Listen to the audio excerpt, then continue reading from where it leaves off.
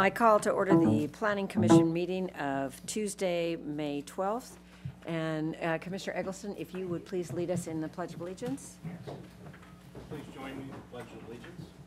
I pledge allegiance to the flag of the United States of America and to the republic for which it stands, one nation, under God, indivisible, with liberty and justice for all.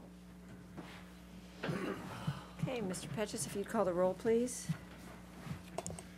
Commissioner Eggleston? Here. Commissioner Brown? Here. Chair Darden? Here. Commissioner Crandall? Here. Commissioner Rulin? Here. And Commissioner Smith? Here. And Commissioner Barnes is absent this evening. Okay, we have no minutes to review tonight. That brings us to oral and written communication. At this point, members of the audience may address the commission on matters of public interest which pertain to the city and are not otherwise on the agenda. If you wish to speak, please step forward to the microphone, state your name and city of residence, and make your presentations. Please limit your presentation to 3 minutes. Seeing no one step forward, and Eileen, we have no cards for this portion. Oh, this gentleman. Thank you. Is this, did you want to speak now, or is the item that you wanted to speak to, is it on the agenda? I think this is the agenda, isn't it? Is it, yeah, this is for items that are not on the agenda, if you want to address some broader issue. No problem, no problem. Okay, so seeing no one stepping forward at this time, we'll move on to the public hearing process, and we have one item on the agenda tonight, that will be the coastal land use plan. And the public hearing process includes a staff presentation, a presentation by the applicant, which in this case I think we're not really going to have a 10-minute presentation by the applicant, and public testimony. To facilitate the meeting for all attendees, the public is asked to limit their individual presentation to 3 minutes.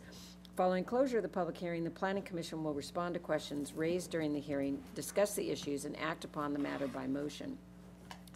And we're going to proceed a little bit differently tonight for a couple of different reasons.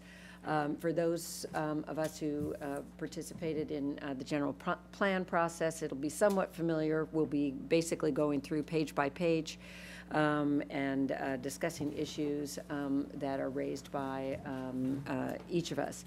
But we're going to have a couple of changes in that tonight. One thing is we will be inviting the public to speak at the beginning of the public hearing process so that they don't need to wait throughout the evening. Then we will be also inviting them to speak at the close of each of the 7 sections. And then I am not going to be, or I should say the chair is not going to be driving our effort tonight. Mr. Champa is going to, for a number of different reasons, but one of those being that 6 out of 7 commissioners own property within the coastal zone, and there's the potential for us to get into a case of musical chairs for the chair. So just for continuity, it makes more sense to have Mr. Champa drive us forward. And I'm looking forward tonight to having Commissioner Brown's insight, as I think all the rest of you are, as the chair of the Coastal Advisory Committee and long-term member of that committee. He has insight I'm sure that we'll all find invaluable. And plus, he has looked at versions of this document before we received it. So we look forward to all of your wisdom tonight, Don. Okay. And for the record, the Coastal Advisory Committee will review the Chapter 4 ESHA and the ESHA report this Thursday night. So. Okay. All right. With that, John, if you'll introduce us to the coastal land use plan. Julie, Yes. just before we start, since 6 of us own properties within the coastal canyon and a couple of us own properties on the canyon itself, and do we have recuse ourselves from anything at this point, or? Oh, I'm sorry, I should have welcomed. We have tonight, sitting in for Mal is Christina Talley. And Christina, can you give us some general guidance on how to approach the recusals tonight? Thank you. And I think at this point, you can start to have a general discussion, since this is in the nature of a general plan, right? So these are policies that would apply to the public generally and not to your properties or properties within your particular 500-mile radius. And I'm sorry, did I say mile? Oh, yeah, don't worry about it. Whoa, 500-foot radius. And so I think we can proceed accordingly. Perhaps after we get into the discussion, if we start getting into areas that might have a particular effect on your property that's distinct from the public generally, then we can cross that bridge when we get to it. All right. So for example, if there's an access point that's near our property, or if there's a particular canyon and we discuss that canyon in particular, and one of us is near that canyon, then at that point, we would want to recuse, but not if we're discussing access points or canyons in general. Generally, that's right. Okay, that's helpful. And I jumped the gun, John, because I had said we were going to open the public hearing to allow anybody who wishes to speak at the outset to do so. So before you give your presentation, let me open the public hearing. And Mr. Jerry Strickland, if you'd like to speak now, sir. And then after you, Alexander Manbalco. I'm sorry, you'd think after all these times I'd get it right. Manischewitz? Okay, all right. Please go ahead, Mr. Strickland. Good evening. With obtaining California Coastal Commission approval of the city's local coastal plan, including the coastal zone land use plan and implementation plan, the city is undertaking serious responsibilities and oversight. The coastal zone, including beaches, bluffs, and canyons, is fragile, limited, and represents some of the most iconic and beloved characteristics of the city. I have several questions relating to the plans and their implementation. Who will oversee development in the coastal zone? The plan speaks of adequate staff. All development within the coastal zone requires permits, and building inspectors have reported having little time or training to monitor canyon development. The city's coastal zone has been degraded over time since the implementation of the California Coastal Act. What are the city's plans for preserving and enhancing the resources of the coastal zone as stated in the LCP and LUP under the city's jurisdiction? A cost-effective suggestion might be, or would be, that a brochure be developed by the city and distributed to all new and current coastal zone residents outlining the responsibilities and regulations of the city's LCP. The city has a distribution list for this. The brochure would provide fast facts regarding the city's LCP, implementation plan, and the need for permits, drainage pipes, bluff, canyon, integrity, etc. Contact information for questions regarding the coastal zone, city planning department, water use, vegetation, etc. A list of local plants for use in the coastal zone and the city, and advertise the local native plant showcase adjoining the city council parking lot, or what used to be there. Check tonight, and the name tags aren't any there any longer. But that would be somewhere where people could go and see what types of plantings might be appropriate for the city and the canyons. This would be minimal investment and man hours for city staff, and had I received this when purchasing my home, I would have been a better steward of the city's unique resources. Thank you. Thank you, Mr. Strickland. I'm not going to try it again.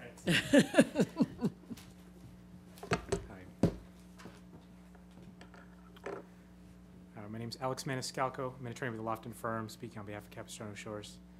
Madam Chair and honorable members of the Commission. First, I want to integrate our previous correspondence both to the Commission, dated April 22nd, 2015, regarding the study session, as well as our communications February 16th to Jim Petchus, and January 6th to Jim Holloway and Mr. Ciampa, specifically with our specific line-by-line comments on the draft. Also like to acknowledge our thanks for the revision regarding the Mobile Home Parks Act, bringing across the portion of the non-conforming use ordinance into the LCP so that it's consistent. Some of our comments were requesting that to be extended in the hazard sections. There are a couple places where we think there's a conflict, for example, requiring recording of notices for a development permit, coastal development permit. In the event coastal development permit was required relating to a mobile home owners technically can't record anything against the mobile home park because they don't, that mobile home owner has a lease. They don't actually have, they don't actually own the land. The corporation does. I also wanted to acknowledge our appreciation for the new dialogue with Scott Smith, with Mal Richardson, with Sina Samimi, Best Best and Krieger. We appreciate that, and it's continuing. I just want to touch on a handful of items here, specifically regarding access management, and ask some questions. So on section 3.9, I'm talking about page 3.9, the access management section, as well as 334. Capistrano Shores, even though Capistrano Shores and North Beach share an intersection, actually share the same access street at Avenida Estacion, we're treated in separate categories. And we ask why. Further, when you see a description of Capistrano Shores regarding an access plan, and we appreciate the changes that were added there, the last couple sentences of that raise a question. They say, in essence, that access from North Beach up the beach is impossible as a result of the combination stone and wood bulkhead, presumably the Capistrano Shores seawall and revetment. It says access is impossible as a result of that. Technically, that isn't true. The OC flood control channel and the change in grade there is actually the reason why there would be any sort of impediment at high tide. And so it raised the question for us, why is that in there? Last week, California Coastal Commission's General Counsel, Chris Pedersen, made the comment that they really don't like hard armoring. In particular, they've taken a very strict interpretation of 3235, which says existing structures have a right to have a seawall. And they try to create a conflict with access. So to us, it raises a question with the factual misstatement. Is this attempting to create a conflict with the intention of targeting the seawall and targeting the right to exist? So we asked the question.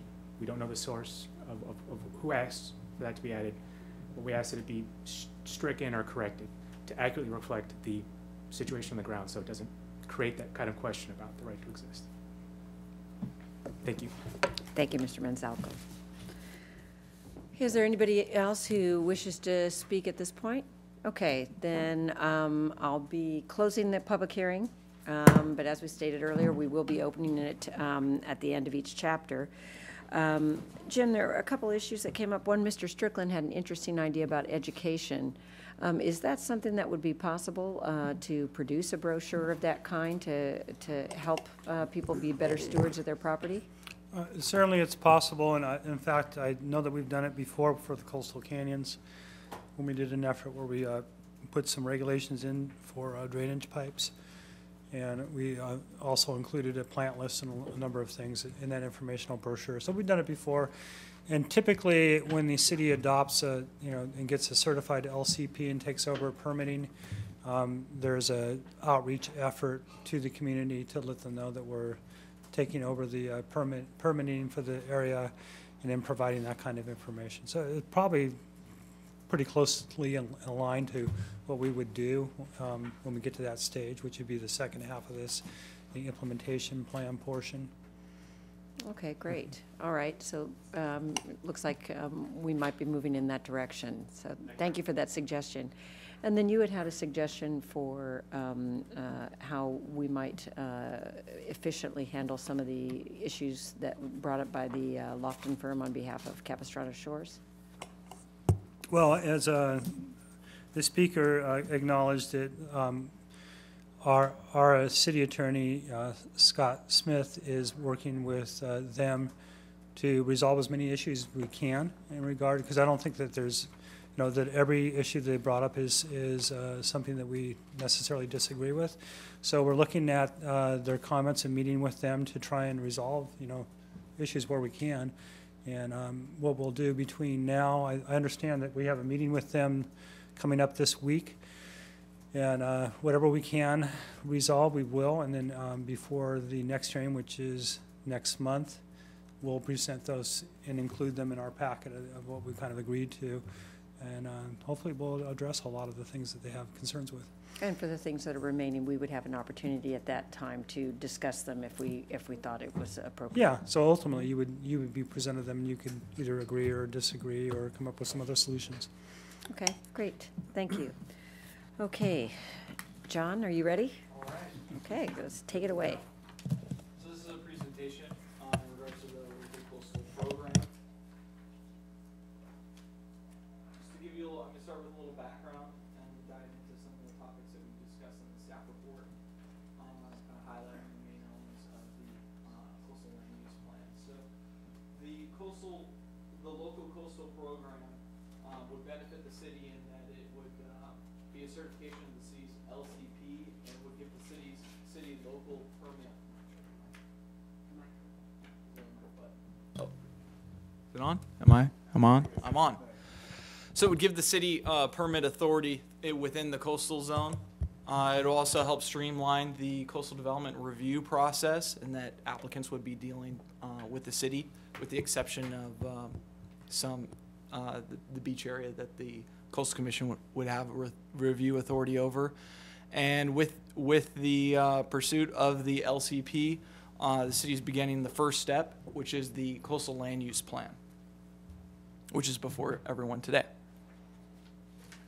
So two parts, as I said, is the land use plan, which is, we have the draft available here, which incorporates the old LUP, which was certified in 1995 as the city's coastal element, the city's current general plan, the Centennial General Plan, and new policies to comply and address the Coastal Act. Bear with me with this mouse. Phase 2 is the implementation plan. So this is the equivalent of like the zoning ordinance for the city.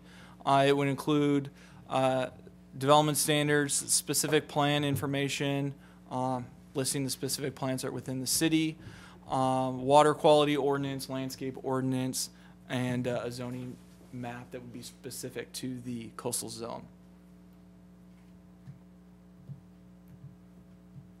So the policy origins come from this city's old coastal element from 1995, and we've identified these policies as the Roman numerals that they were identified as when it was certified. So those are identified with the Roman numerals. Then we have the Centennial General Plan, which has an abbreviation of the general plan element that it came from, along with the policy number. And then policies that are recommended by the Coastal Commission staff or our consultants have no reference. So that's to help guide the reader in terms of what's new, what's old, and identify where they came from. That was very helpful, by the way, John. That was a great strategy. It was very helpful for me, so I didn't get hung up assessing a policy that we debated in the past. Yeah, it'll help streamline and simplify the review. So I think we're gonna keep those on there until it gets certified, and then we'll be able to eliminate those. Great. So the LUP journey began first with the city incorporating all of those elements from the old, the new, and recommended policies. We had a public workshop in August of last summer where we received public comments, made presentations to the public, and then we have also incorporated public comments received just throughout the process into the draft. The draft has also been reviewed twice by the Coastal Commission staff. Most recently in March and April, we've received comments from them. And then through the public review process, which Commissioner Brown, as I stated, that Coastal Advisory Committee, Beaches, Parks and Recreation, now Planning Commission, and then the public will also have an opportunity to speak at the City Council. and then ultimately it will be reviewed and approved by the Coastal Commission. So just to give you an idea of what's in the LUP, it has similar chapters that was previously identified in the in the 1995 version, with land use, public access and recreation, marine and land resources, hazards, visual and historic and cultural resources. New policies that have been incorporated as a result of the new focus with the Coastal Commission and just input from our consultants relates to sea level rise, community events, water quality, coastal erosion, an updated biological inventory, sand replenishment, protective structures, and affordable accommodations. So I'm going to kind of go through just some of the hot topics that were identified in the staff report, and have a list of them here. And we'll start with affordable overnight accommodations. This is something that the Coastal Commission has been pushing in recent years, and so our previous coastal element did not have any policies to address this, so we are incorporating these now. These policies are located in a range of about 10 policies in the land use section. The Coastal Act is requiring these to provide affordable overnight accommodations within the coastal zone, and these policies were developed to provide a mix of appropriate and affordable overnight accommodations. Then we've got visitor serving commercial uses. So these are also identified in the land use section. The city has right now limited properties that are identified as visitor serving land uses in the coastal zone. I think it's maybe 1 or 2 parcels in the Pier Bowl specific plan. However, the city does have our central business district overlay, which is located in the downtown core, the Pier Bowl, and North Beach. So that mirrors the goals of the Coastal Commission in terms of providing visitor serving uses within the coastal zones. So staff is proposing modifying the overlay from the CB or Central Business District overlay to the visitor serving commercial district overlay to better articulate the purpose of that zone or overlay. Not a zone, it's an overlay. And once again, do we anticipate a specific ordinance like the affordable housing overlay and the architectural overlay that are specific ordinances separate that the council will pass, or is this the definition here within the LUP suffice as is? There would be a modification to the ordinance that would go to the city council for approval, formally identifying that as the new naming for the overlay. Another issue that was brought up is beach curfew and beach public access in our public access section. The Coastal Act prioritizes public access to the coast at all times. So the city has a current ordinance restricting beach access for the beach and also the pier from midnight to 4 a.m. So city staff has modified or provided a modification to the policy to also allow for lateral access along the mean high tide line, which would allow for limited use of that area, likely just for walking, potentially evening fishing or something like that, but would not allow for gathering and staying on the beach area to late hours of the night. And there's 24-hour access to the water, is that correct? Correct. Another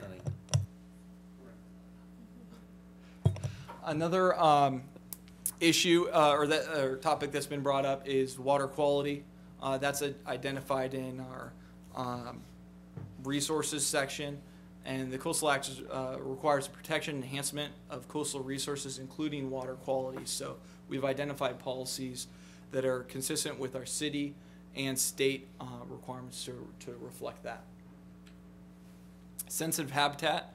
A lot of these policies are reflective of the biological inventory that was developed as part of this process to be consistent with the Coastal Act and establish supportive evidence to be consistent in setting high standards for the protection of ESHA.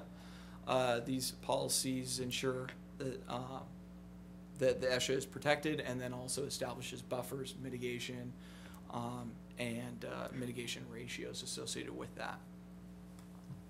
One point to note is that with the biological inventory, a lot of the biological areas were in the coastal canyons, and the coastal canyons are all private property. There are private property lines that go all the way through the coastal canyon, so there was limited access. So policies were developed specifically related to that to require further investigation when projects are proposed in these particular areas to verify whether ESHA exists.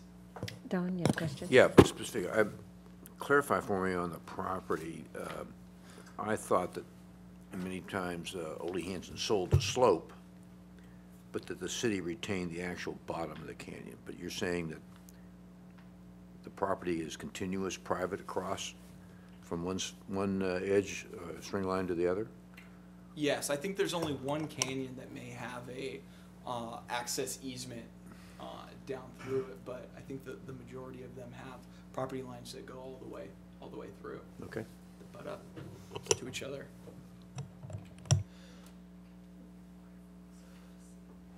Another topic is sea level rise and coastal erosion. This is in the hazards section of the draft, and identifies new and existing development that is subject to sea level rise and coastal erosion, and requiring the projects in these areas to minimize risk to life, property, public access, and supply of sediment. Kind of going with that is bluff, shore, and canyon protective devices, also identified in the hazards section. The Coastal Act has strict standards under which these protective devices are allowed. Policies have been added to direct new development to reduce these risks and avoid substantial changes to natural landforms. So staff's recommending to receive any comments from the Planning Commission in regards to the LUP draft so that staff can incorporate them and bring them back to you for the June 9th meeting, where you'll have the revised draft to review. So that concludes staff's presentation. As previously said, I'll be going through chapter by chapter with a PDF. I've highlighted the new policies that have been added by staff from the recommendations of the consultant and and the Coastal Commission staff to kind of better identify what is new and what has already gone through review process, either through the 1995 draft or the Centennial General Plan. And then we have Ann Blemker here, which is part of our consultant team, one of our many experts on the consultant team on the Coastal Act and working with the Coastal Commission to answer any specific questions. And if there's any bad policies, we can blame her.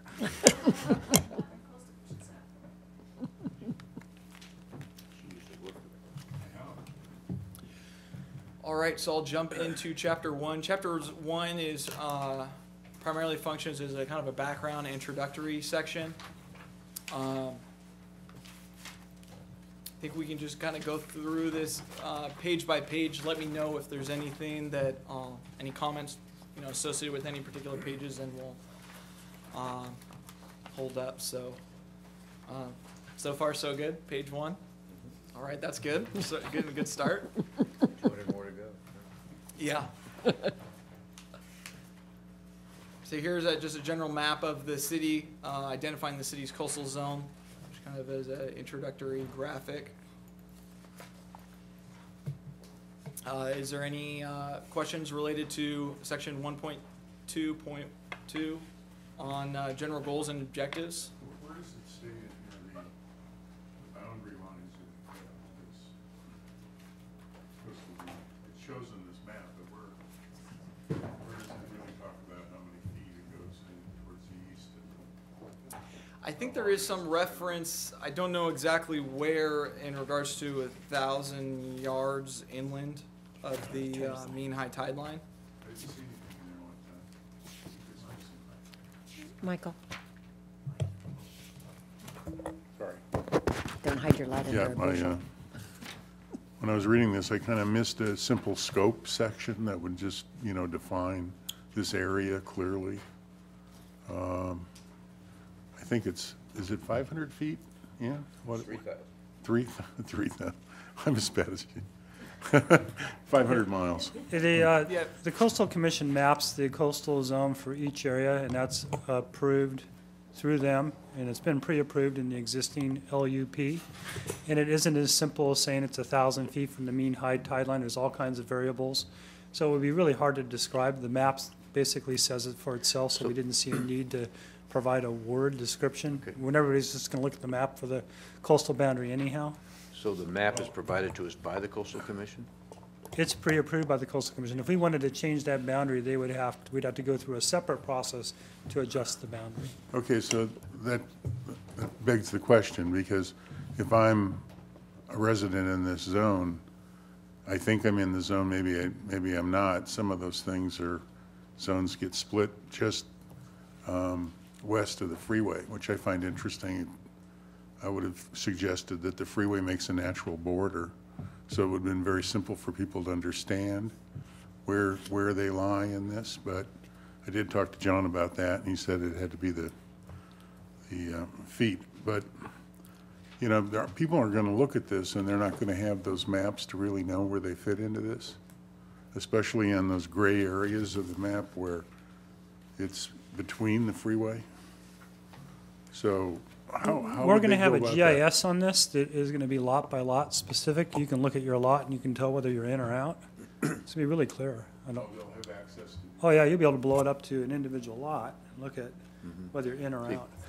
That was my question when we get into chapter 2 on some of these things is it appears the line, as crude as it is, split slots right now. And so we're going through the zoning amendment where we're trying to realign things because GIS has told us that. So that's a very important piece. Yeah, So we'll you're have gonna an realign it overlay eventually? that it'll allow people to, I mean, our GIS is gonna be really sophisticated pretty soon. So you'll be able to go to a zoning map and you'll look at all the overlays, you'll be able to see the coastal boundary, you can see where historic homes are. And you can look up every little piece of information that applies to your lot through the GIS. So this will be very specific. We may have to, there are some kind of fuzzy areas with the line now, because the line, you know, was done in what, 2 decades ago at least. And then you start applying it to an actual lot, well, the lines are like 50 feet wide, you know, so you have to make some judgment calls on where that line was supposed to be. Yeah, I think So- that's, Commissioner Brown asked about that when we looked at this in the study session, because the line was difficult to interpret. So that will Right. be clarified? Yeah, and especially on this map where it's so tiny. Yeah, but we'll have more questions on this on section 2. I think Anna has it. Well, if I can speak, if I may. You may speak. I don't know how your process works. Do I need to turn on the mic, or am I good? You're on. Okay. The Coastal Commission has a mapping division in San Francisco, and these are very formally done, and it's not up for interpretation. If there's a question where the coastal zone boundary bisects a lot, you have to go to the mapping unit and get them to decide where the line falls. It's not up for a city interpretation. And if it's appropriate for a boundary adjustment, it can be applied for like a coastal development permit application, but it has to be processed through the mapping unit. So each lot would have to be processed? If you wanted, or if you want to do some type of wholesale, boundary adjustment, moving it to follow a roadway or some, topographic feature. I mean, that's what, when they were drawing the boundaries, it was usually a riparian corridor or a major roadway, or, it varied from jurisdiction, so. So, back to my question about that line. Is there any reason why it couldn't just follow the freeway? Is there a specific reason they can't? I mean, that's an easy boundary to understand. I guess we'd have to understand how the line was drawn in the first place, which frankly, I don't understand. So we could request it if that was something that you think that should be requested. I know that the Coastal Commission, is concerned with some of the resources on the other side of the freeway, especially the affordable accommodations. Yeah, but So they may be reluctant to move that line, but we can there isn't anything ask, on I the other suppose. side of that freeway line. It's all on the west side. No, it crosses to the east side, and I think what Jim's saying is that a number of the motels on that side are included, which would be very important for our affordable accommodation inventory. Right. Yeah, wait till chapter 2, and you'll see the bigger And I map. think the reality of the situation is any property owner is going to want to say, I don't want to be in the coastal zone. If we started moving things, they would. I mean, if we tried to incorporate more properties into the coastal zone, you wouldn't want to be in the coastal zone if you don't have to be.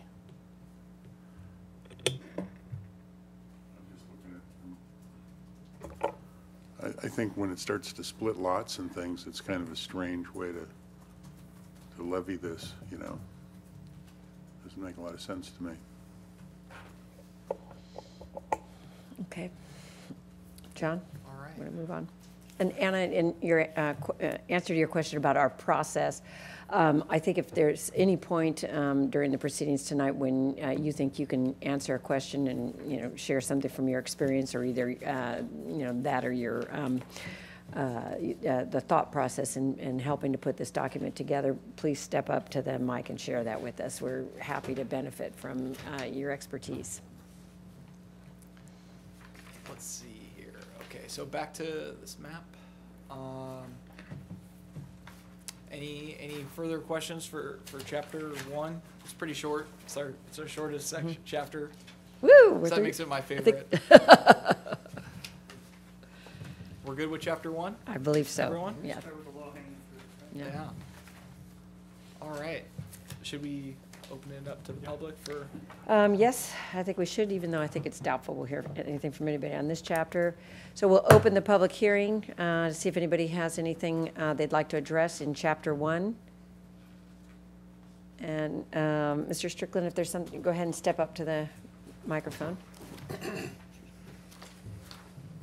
Sorry, the interesting question was brought up about the fact that property lines go all the way across the canyon. How does that interplay with the Coastal Commission and the interpretation of canyon boundaries and things like that? We'll probably be discussing that in more detail when we get to the canyon section. So I think, because we'll be looking at that in detail. I think it's in section 5 or 4. I've got them mixed up right, 5. So we'll make sure to address that question when we get to that section. Thank you. Okay, anyone else? Okay, we'll be closing the public hearing and moving on to section 2. Do you mind if I interrupt for 1 second? Yes, I just Christina. think, just as a matter of process, I don't think it's necessary to open and close the public So hearing just for leave each it open. chapter. If you just And leave it open open and and then invite them to invite the speak? public to speak at each, at the end of each chapter, I think it'd probably be just easier for you to. I don't get to use the gavel, though. I know. Well, you can do it just for fun, right? Just whenever you feel like it, just whack it. All right, thank you. I think that will be simpler. Okay, John? All section right, 2? so beginning chapter 2, it's our land use and new development chapter. Are there any questions for 2.1 on the introduction, or questions, clarifications, comments? Yeah, I got a question. I'm not seeing, on these diagrams, I'm not seeing the land on the east side of the freeway. Where would I see that? We're jumping ahead a little bit, Michael. We're gonna do it page by page. Okay. So bear with me. I think we're almost there. If there's nothing on 2.1, I just wanted to acknowledge something on 2.2. We received communication from several members of the community. One is from Ron and Gay Redkay, and there is a comment on section 2.2. But before I brought up that comment, I did want to disclose that Mr. Redkay is my neighbor. And I have in the past had discussions with him about the coastal canyons and the issues that he discusses in his letter. However, those were specific to an individual project that came before us several years ago, and we've had no discussions regarding the LUP. So he did bring up an issue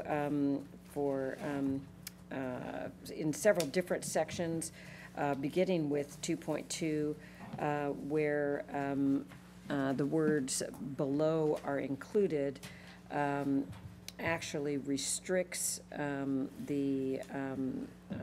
restricts us so that we're not including all of the Coastal Act policies. It seems like we are restricting our interpretation to include only the policies that are listed below. What's staff's interpretation of that? I think the initial intent was to include all of the Coastal Act policies associated with the land use section. I think. Anna, did you want to? We went through and looked at those. And do you know if the Coastal Act policies that we have identified in Chapter 2 are primarily focused for just the land use section? Not to say that we would be excluding any other Coastal Act policies for any of the, that would be representative for another chapter. Right, I don't believe these are incorporated by reference unless it's so stated. So it's following these policies, it should have a more city-specific version of the Coastal Act policies included, but these are included for guidance. Okay, so the concern that he voiced is not one that we need to be concerned about from your point of view. Okay. Yeah, just for reference purposes. And that's pretty typical for other land use plans for other cities I've seen as representative of the policies. Okay, thank you. So in chapter, we've got section 2.3 land use designations. Here we have the land use maps. I believe it's divided into 4 maps identifying at a parcel level the properties within the coastal zone, and then also their applicable land use designation. Commissioner The Brown, only and then I comment have for the record here is that I guess the Coastal Commission truncated our city as far as the coastal zone right there, and they're happy with that. Is that correct? In other words, where that line goes up by Shortcliffs Golf Course excludes another square mile of our city, but that's okay. That's the line that they've identified for us. So, and we provided them large and small scale maps as well as electronic for this review process, and have not received any additional comments in regards to modifying this coastal Okay, zone. so the entire Sears, Kmart, all that area goes all the way over to De Estrella is then therefore not in our coastal zone then? That's correct. Oh, thank you. I got a question. Yes, Michael. Section 30222, oh, excuse me, no, 30221, the oceanfront land protection. No, he's talking about on page 2.2. Yeah, page 2.2. The way that's written, I'm going to ask the question, would that have prohibited the development of the North Beach project, the retail North Beach project that was voted down by the citizens? I think it's referring to like ocean, like on the sand. Well, they talked about that being city beachfront property that was sold, that was going to be sold as a part of that. I'm just wondering if this is relating to that particular issue, to protect that from happening again. No, this pre-existed that project, this section of the Coastal Act. And I think John's right, it's oceanfront land. The parking lot on the inland side of the railroad tracks, I don't think was considered as oceanfront land. Would it be helpful if we had a definition there? There's not one in the glossary that defines oceanfront. Perhaps that would clarify that issue going forward. I don't know if there, Ann, would you think there's any kind of definition available for ocean? I think it's just an interpretation.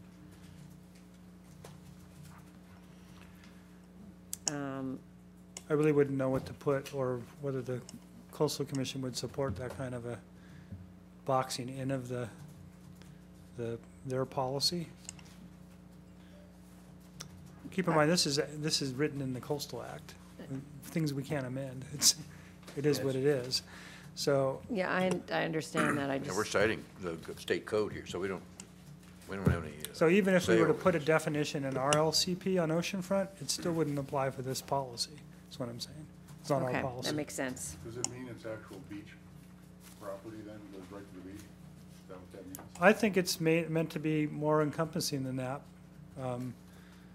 You know, oceanfront land is probably anything that is related directly to the ocean. It could be, you know, it could be a canyon and it goes quite a ways inland, you know, the way the Coastal Commission defines things. But I think they wanted it to be flexible when they wrote the Coastal Act, so it isn't defined.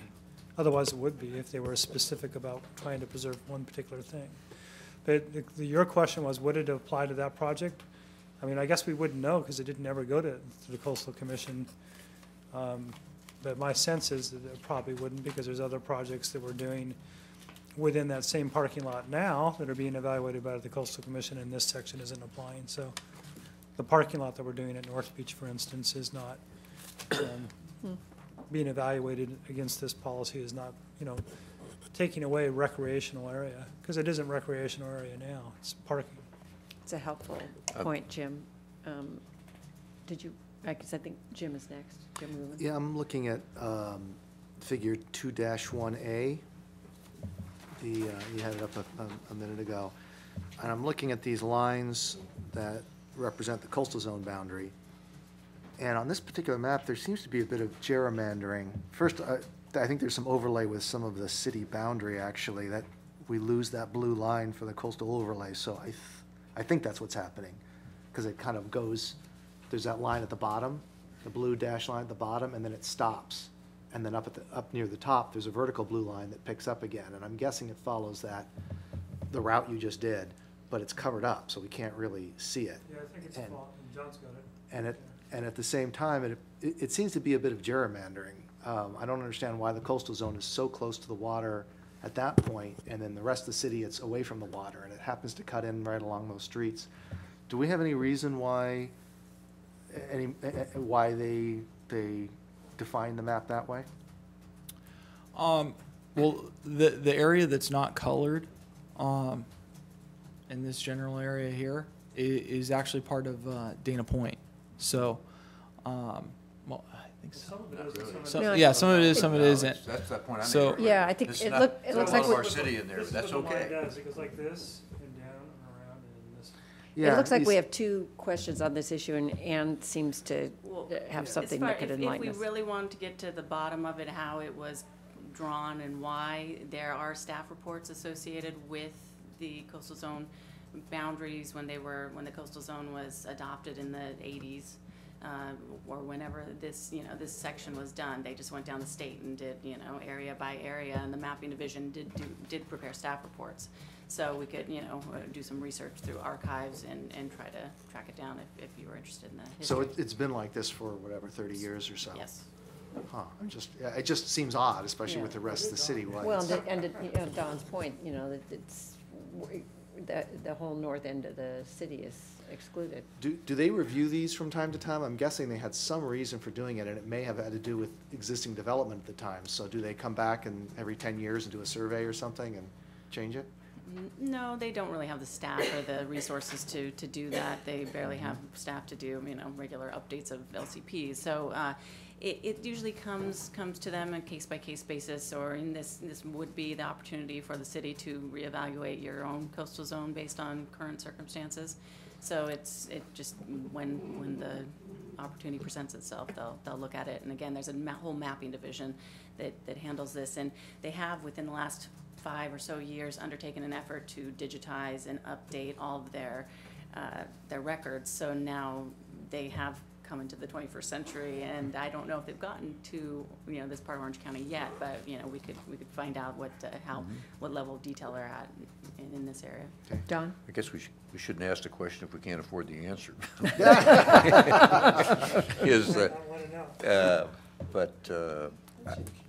I do want to pull on something.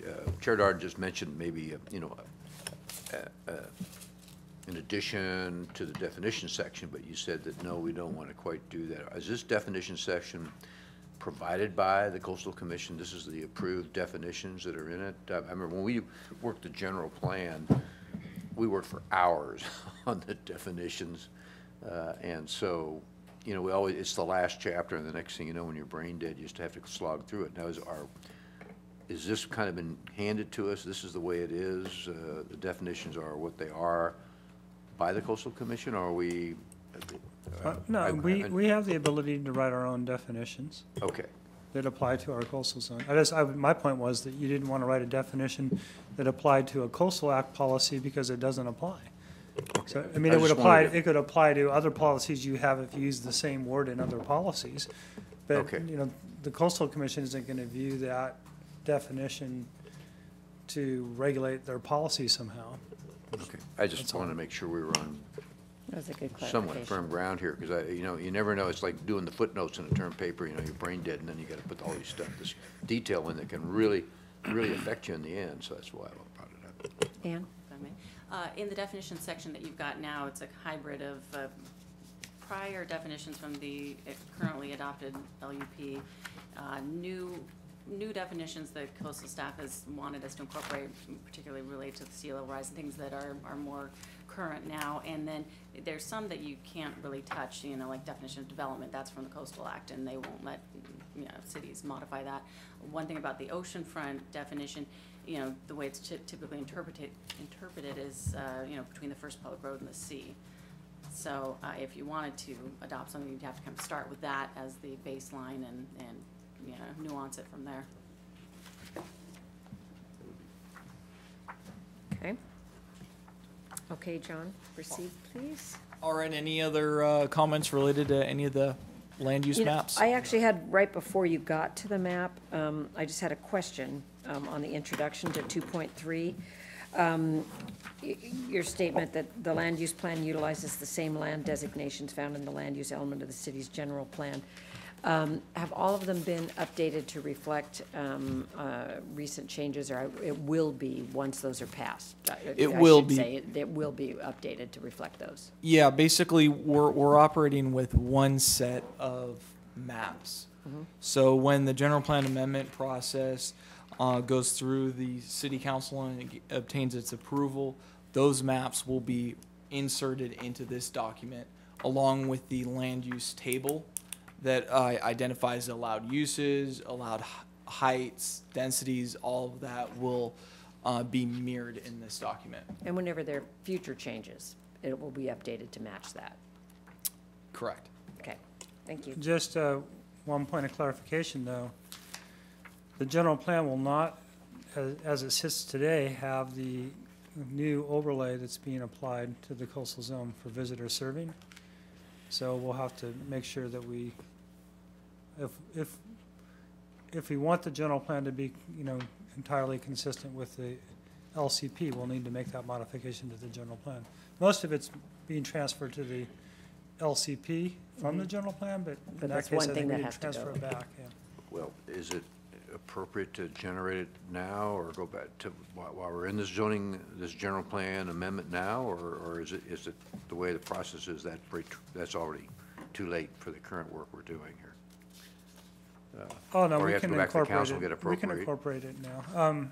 You have this There's opportunity gonna where the be, door's open. in the next year, we're gonna use all 4 of our general plan amendments. And so there'll be numbers of opportunities. And you can bet $1 to a donut that, you know, when this goes through to the Coastal Commission, comes back to us, we're gonna have to make some amendments to the general plan and this in order to adopt their suggested modifications. Okay, good. One Get more one question. more, Michael? On the figure 2-1A, put that up. It's sort of, this is near and dear to me because I live in Shore Cliffs.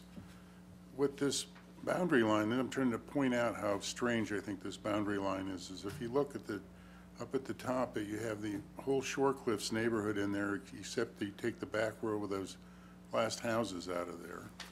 And yet, on the other side, where you have this kind of rounded bump out, it's further east than that line. So to me, that seems inconsistent, again, with, you know, everybody in Shore Cliffs is in there except for the last row, the last houses. Well, I think as staff and Ann have said, The line was drawn by the Coastal Commission, and staff can do some research to find out, why the line was drawn that way, but it's not something that we've created. Well, is it something that we can say maybe should be relooked at? Maybe this will help. Is that, The line, in addition to this line, which you don't see here, is probably more consistent with the line that Jim was scratching his head about, this line right here. My guess is this line is drawn because this stuff was already there, and it didn't have any impact on coastal resources. And then this stuff, whatever is drawn up here, most of this area here is all currently part of a categorical exclusion order for the city. So when you're developing a house in Shorecliffs, for instance, you don't have to go to the Coastal Commission now because of the exclusion order. So even though this line appears here, it doesn't necessarily mean you go through any process with the Coastal Commission. So if it's giving you heartburn whether this goes right here or this goes right here, this guy doesn't go to the Coastal Commission and this guy doesn't go to the Coastal Commission now because of the exclusion order. And as part of this process, we're going to be, bringing along a similar exclusion order to our documents that'll exempt most of these projects that have no impacts on coastal resources. And the main area of focus is going to always be the areas along the bluffs, the coastal canyons, and other sensitive areas.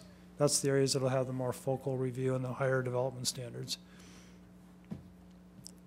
okay, Jim, I know that living in Shorecliffs, you don't have to go to Coastal Commission, but with what we're proposing, there will be the back row of those houses will not have to deal with this new local coastal program.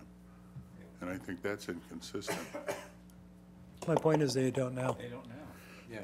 But if you want to, if you have any problem with any of those lines, if it's a consensus of the commission, we can argue those and we can do the research to find out why it's drawn that way. I have no idea why it's drawn that way. I mean, I agree. I don't disagree with everybody's points here that the line is hard to interpret why they did it, 30 years ago. It's not worth the effort. I just don't know if it's worth the brain cells trying to adjust it when it doesn't really matter. I think you have more important things to grapple with here. If it's in the exclusionary zone anyway, it would be more appropriate for going forward for efficient staff usage here to not worry about it. Okay? Okay. Any other comments on the land use maps?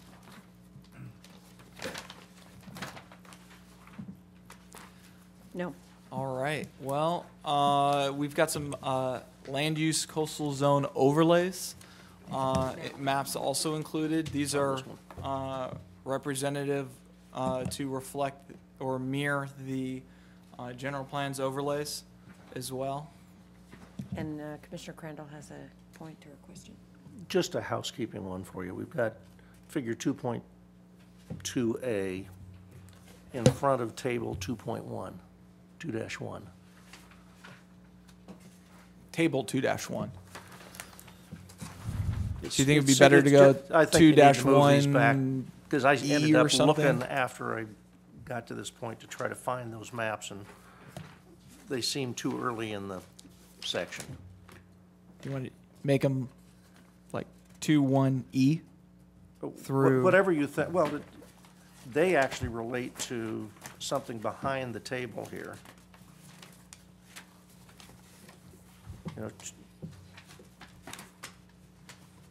They can be. So They just can be. take a they look can- at that. We don't have to resolve it now, but it just seemed like they were out of sequence. So, Bart, when you brought that up, I thought you were going to say something else because I just noticed it, which is the overlay. Remember last meeting, we adjusted the overlay in that area to not be included in Los Molinos?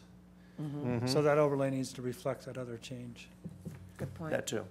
So just look at the sequences. I mean, it still works, it's just a little awkward. Absolutely, we can review that.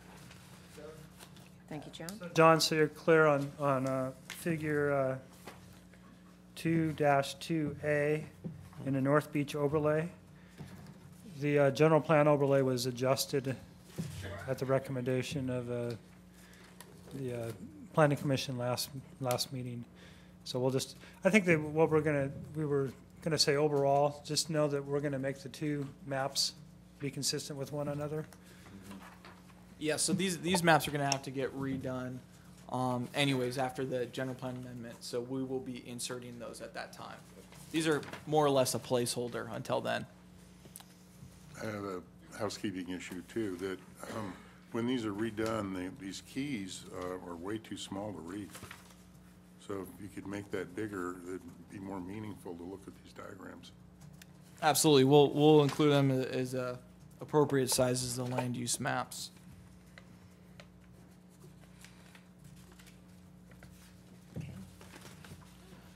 All right, jumping forward, as we previously discussed, this is our land use table. So the land use table will be modified to mirror the general plan table in terms of the land uses, the densities, the heights, allowed uses, and all of that.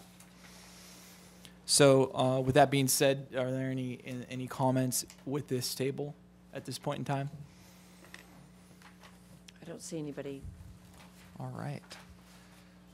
So this table includes the land uses as well as the overlays.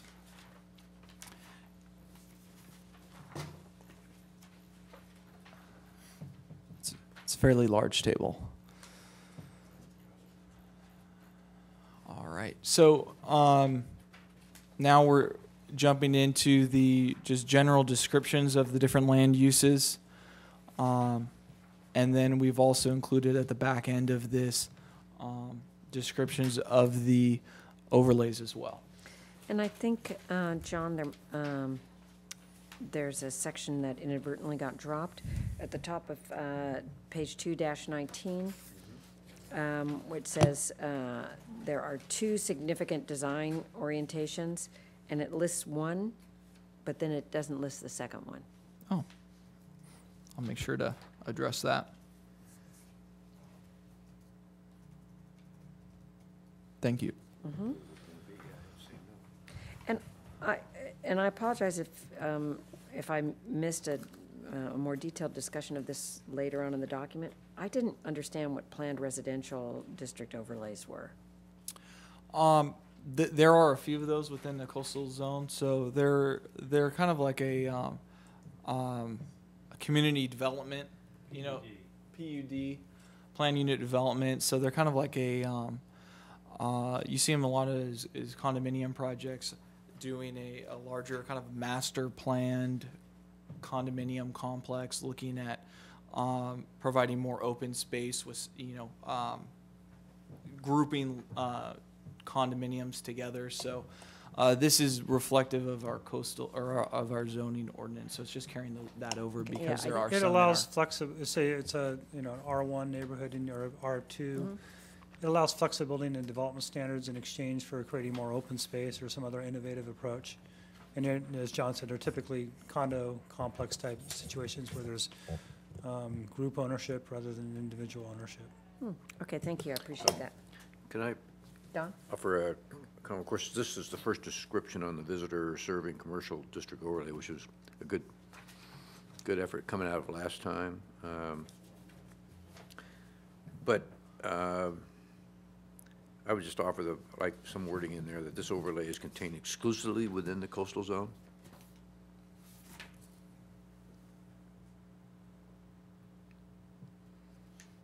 Because I know some of our business district stuff I think might be outside of it, but I would add those words towards the end of the last part of the paragraph, I think that's a good idea. just to make sure that the Coastal Commission knows that wherever line they draw, that's where it ends. Thank you. Any other comments on the background description or just the general descriptions of the land uses and overlays? No.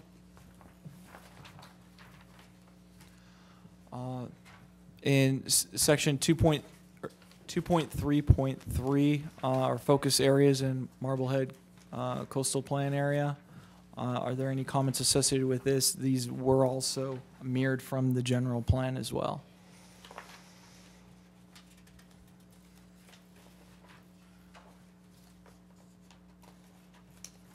No comments on that. All right.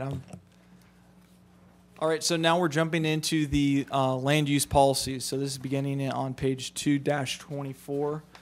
As I said before, I've highlighted the new policies associated with this. So let me know if we've got any comments on any of these. That was new, but my question I thought we had something in our general plan that talked about historic stuff. That we had a whole historic chapter there, but this is nothing we could tie it to. I was kind of questioning why we didn't have, you couldn't have put a hook on that to our current general plan, because there was a whole traffic or a chapter of historic stuff there. But there was, and I went back and I double checked this because I thought maybe I had left off the notation of some sort, but I believe I do recall at the Beaches, Parks, and Recreation Committee meeting, they wanted something referencing this, so this policy was crafted.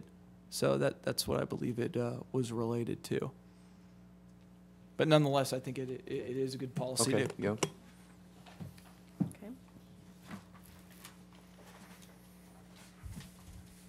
Feel free to stop me if anything jumps out. Yeah, We're at the tail end of the residential. Back to 226, quickly, real quick. On LU 12, there's a repeat for LU 68 on page 2-37. It's also green building LED certification, so you kind of got it in there twice. So maybe there's a little difference when we get back to it, but Is it because, look at page 2-37, LU 68. is it because one's under residential and, what's the other one under?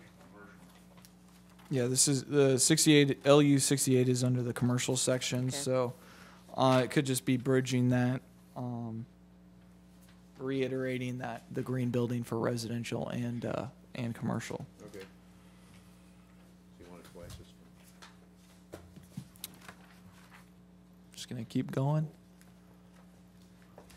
We're jumping now into section. No, go ahead. You already got this. Oh, we're in the commercial development policies, 2.4.2. Don, did you have a question about the categorical Yeah, exclusion? categorical exclusion, LU 8, I just had a question mark, like, what does that mean? I guess That's I'm a what dumb Jim guy. was referring to earlier in the categorical exclusions, where certain areas of town that are within the coastal zone would be in the categorical exclusion area, which Okay, would, basically streamline that review process Got it. even further. thank you. Sorry. No problem. And then Wayne, you have a question? Not until 2.30.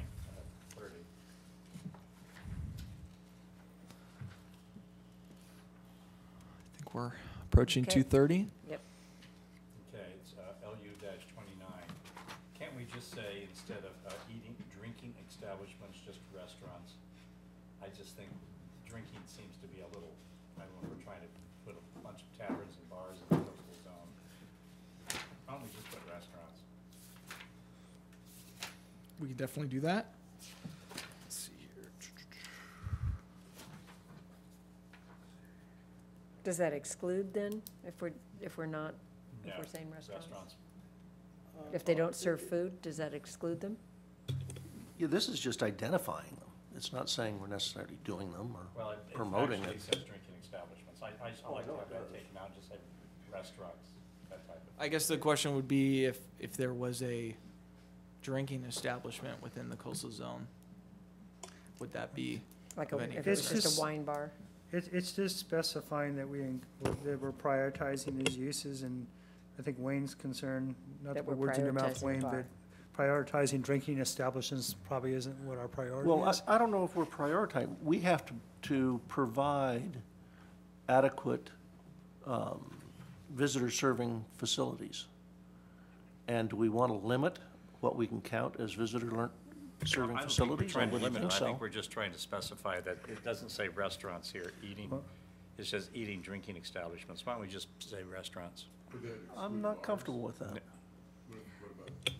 Yeah, it seems to me, Wayne, that we wouldn't be able to classify then any of that, like the wine bars and those sorts of things, so we wouldn't get credit for those as visitor serving.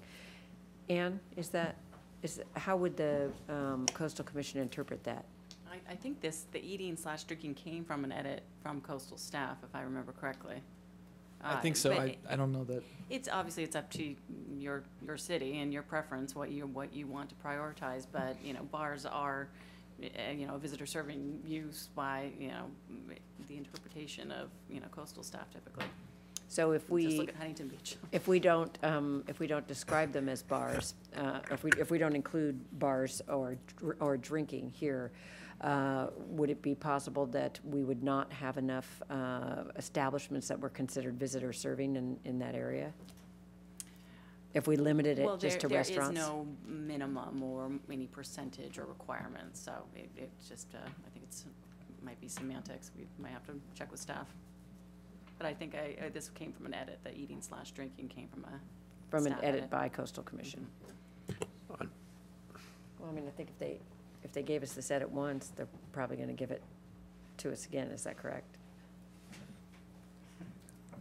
I don't know. I think you'd put down whatever you think is appropriate for San Clemente. That's what our job is, and All right, either way is fine with me. okay, I well don't have a then let's preference go one or the other. with restaurants, 'cause wow. Yeah, because on page 2.32, under visitor serving, it has the word restaurants in it. Oh, okay, Yeah. okay, Okay. good, okay. Does On, everybody agree? Can I just have a straw vote on that to see if everybody agrees? I'm fine with restaurant. I'm fine with restaurant. Okay, thanks. It just says, well, it says such as restaurants, so it's. It's Good. just giving a range of allowed uses to set the stage for the implementation plan, which will identify all of the specified uses. Okay, but I got a question. What's wrong with the way it is? I mean, is there something wrong with putting drinking in there? I don't understand what the problem is. It I think seems Commissioner reasonable. Eating, Eggleston wanted to drinking make sure it was establishments. consistent with the earlier part of the book or something like that. Well, it should be consistent with under 2.4.7, visitor serving land uses and development policies.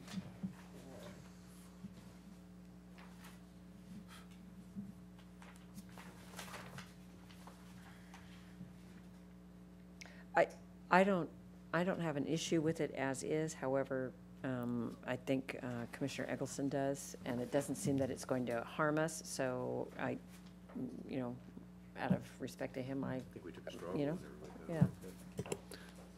Could I make a comment on land use 28? If you do, I'm gonna have to leave the room, I think. On the visitor serving commercial uses and mixed, it's really a grammatical comment that the first 5 lines are all one sentence. It kind Oh, of violates I the don't think I can 23-word do that. rule. You run out of breath trying to read the whole thing.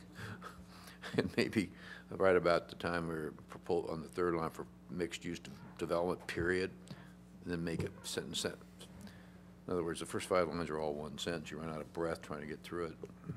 Just a grammatical comment, All that's right, all I'm I'm saying. not gonna leave the room for that, but I think that's good direction for staff. Keep your seat. Okay. All right, All right, so I'm going to continue on. A lawyer would agree, so she runs out of breath trying to get through it. No, why would make it longer? Come on. Going to continue moving forward. yes, please do. We're approaching the open space development policies.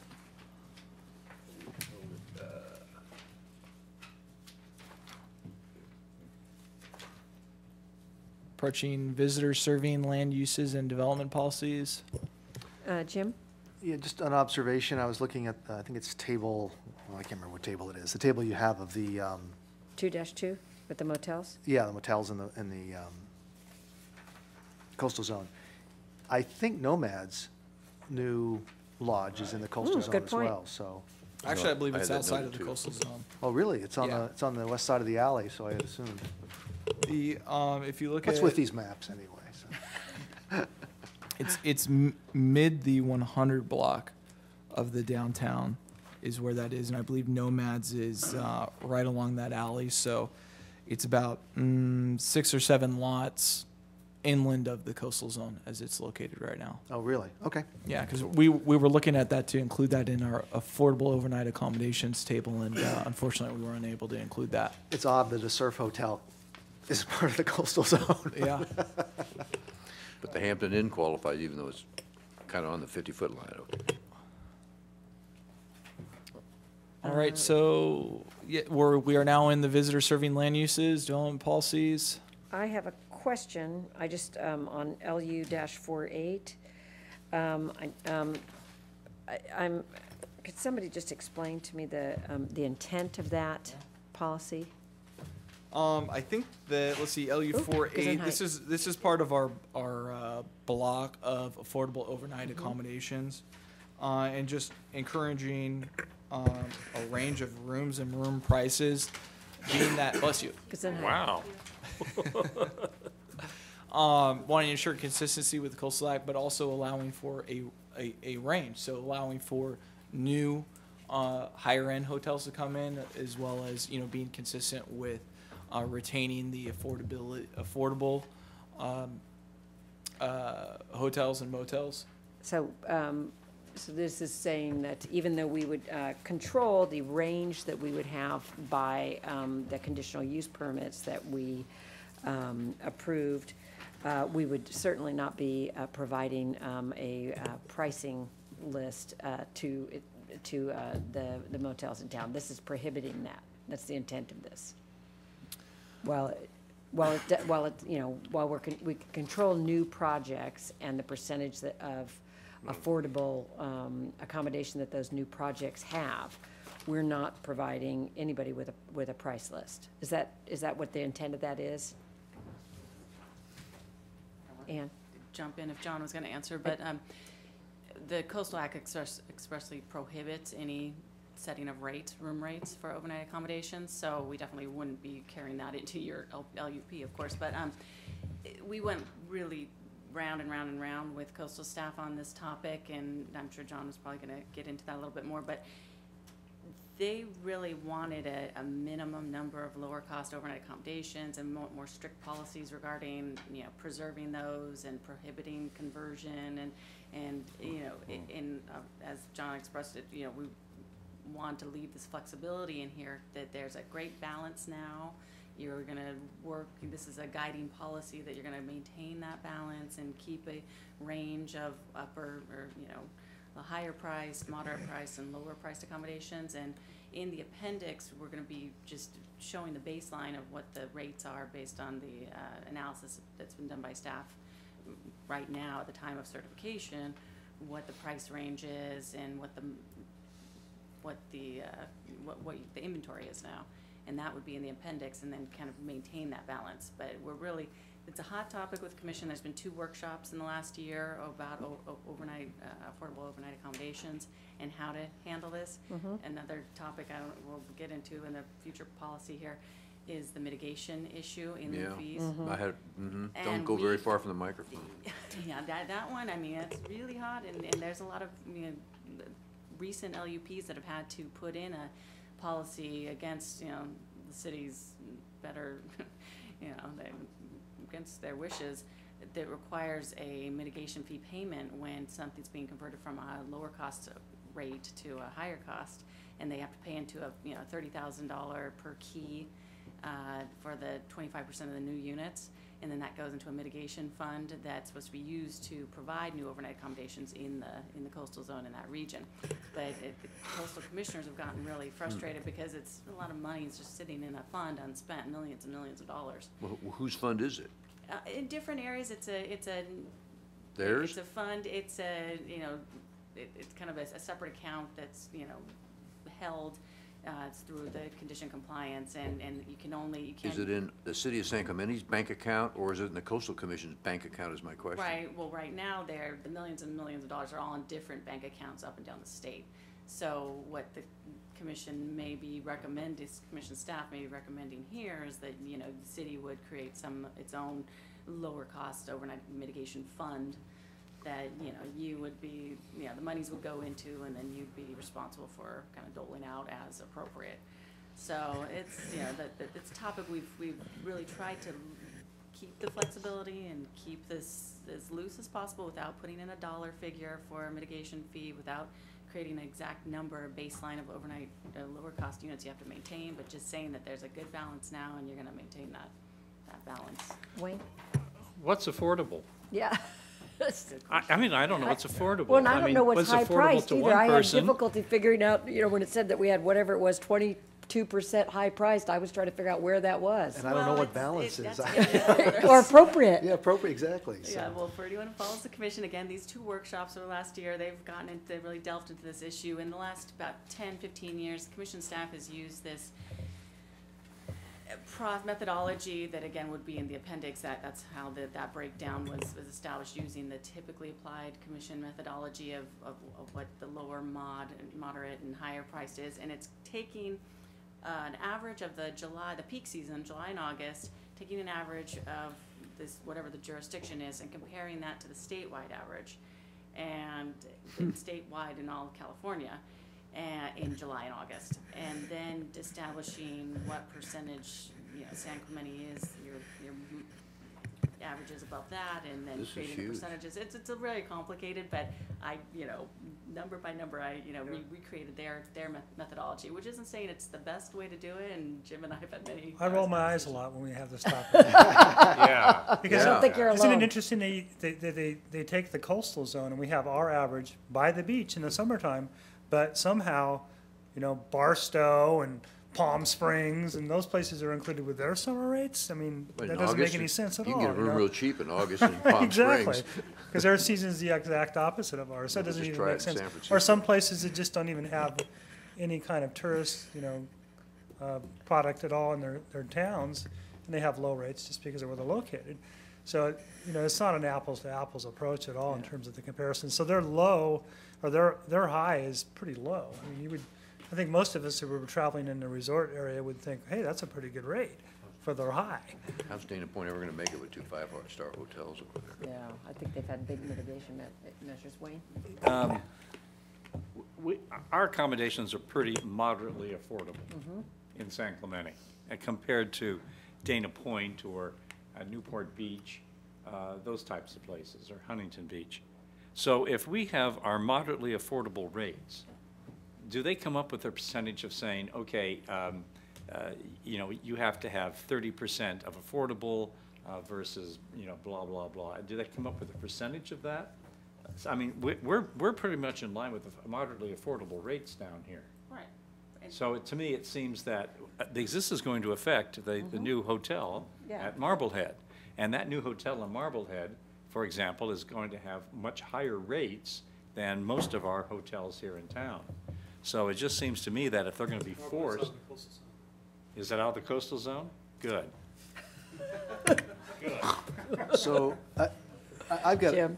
I have a few things about this little cluster beyond what we've already been talking about even, Don't we or all? related, to what we've been talking about.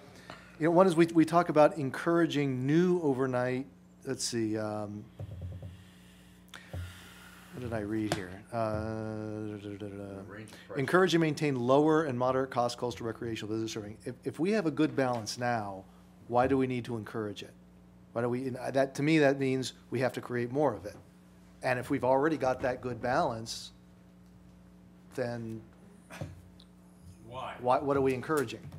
Well, it mimics the Coastal Act language under the 30253 of the Coastal Act to encourage new overnight accommodations and public recreation. So this is kind of mirroring, 30213, it's right there, of the Coastal Act. So it's mirroring the Coastal Act and carrying that forward into the LUP. And then they're saying that a policy like this is necessary to counter the trends of the market pressures on coastal communities.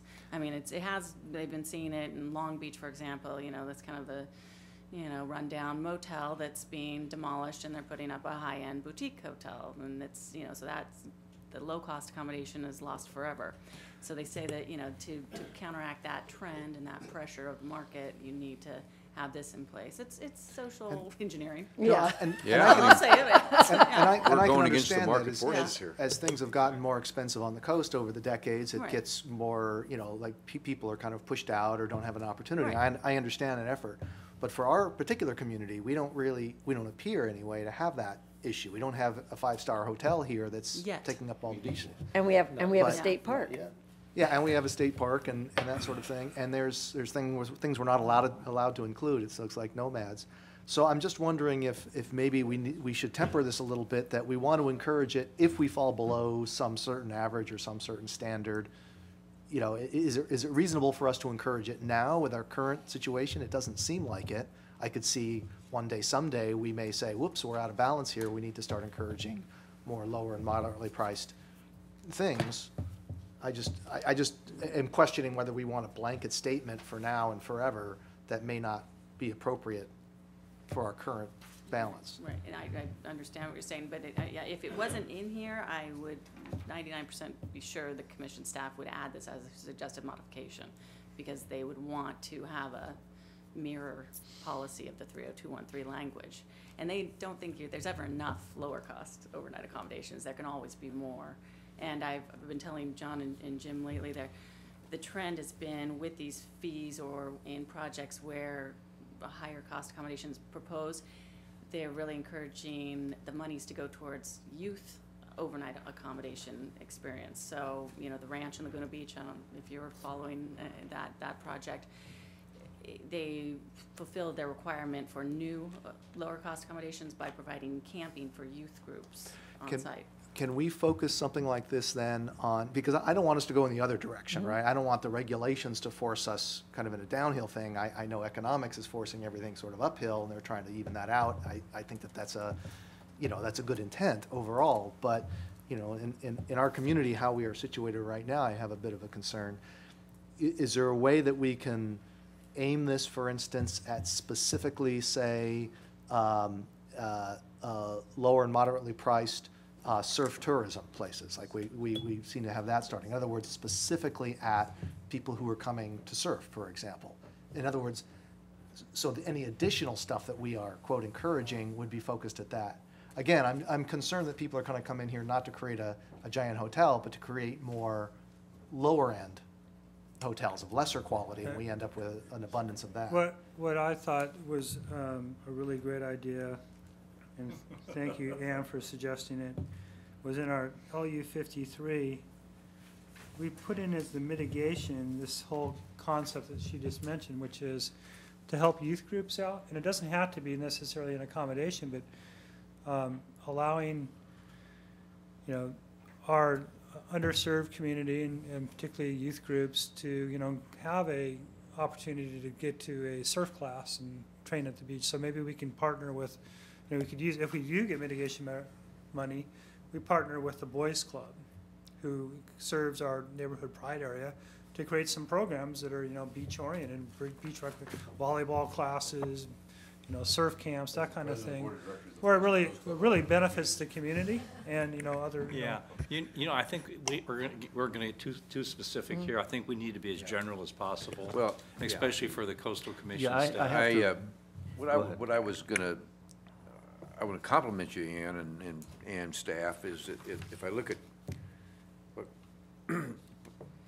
I really want to, I guess, you've used, but I'd like to encourage more use in this whole series from LU 43 through 53 or so. The woulds, could, shoulds, mights, max extent possibles, you know what I mean, to give us some flexibility, because we have, when we have the shalls and wills, that gets, you know, we went through that with the general plan. And so, you know, establish a classification on LU 46, establish a classification method to define whether a facility providing overnight accommodation is low or moderate.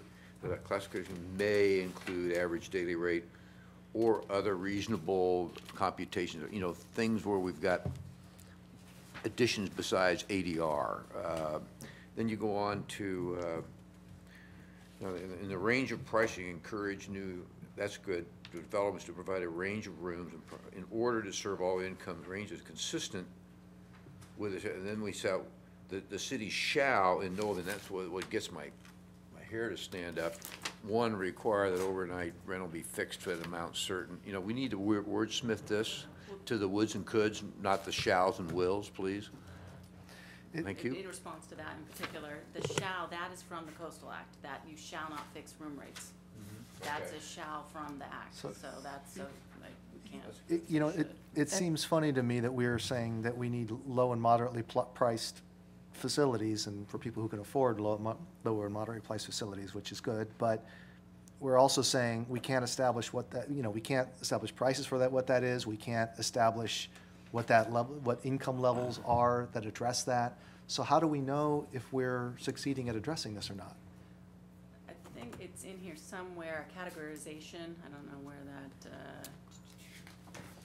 John. Let's see. Do you know where that is, John?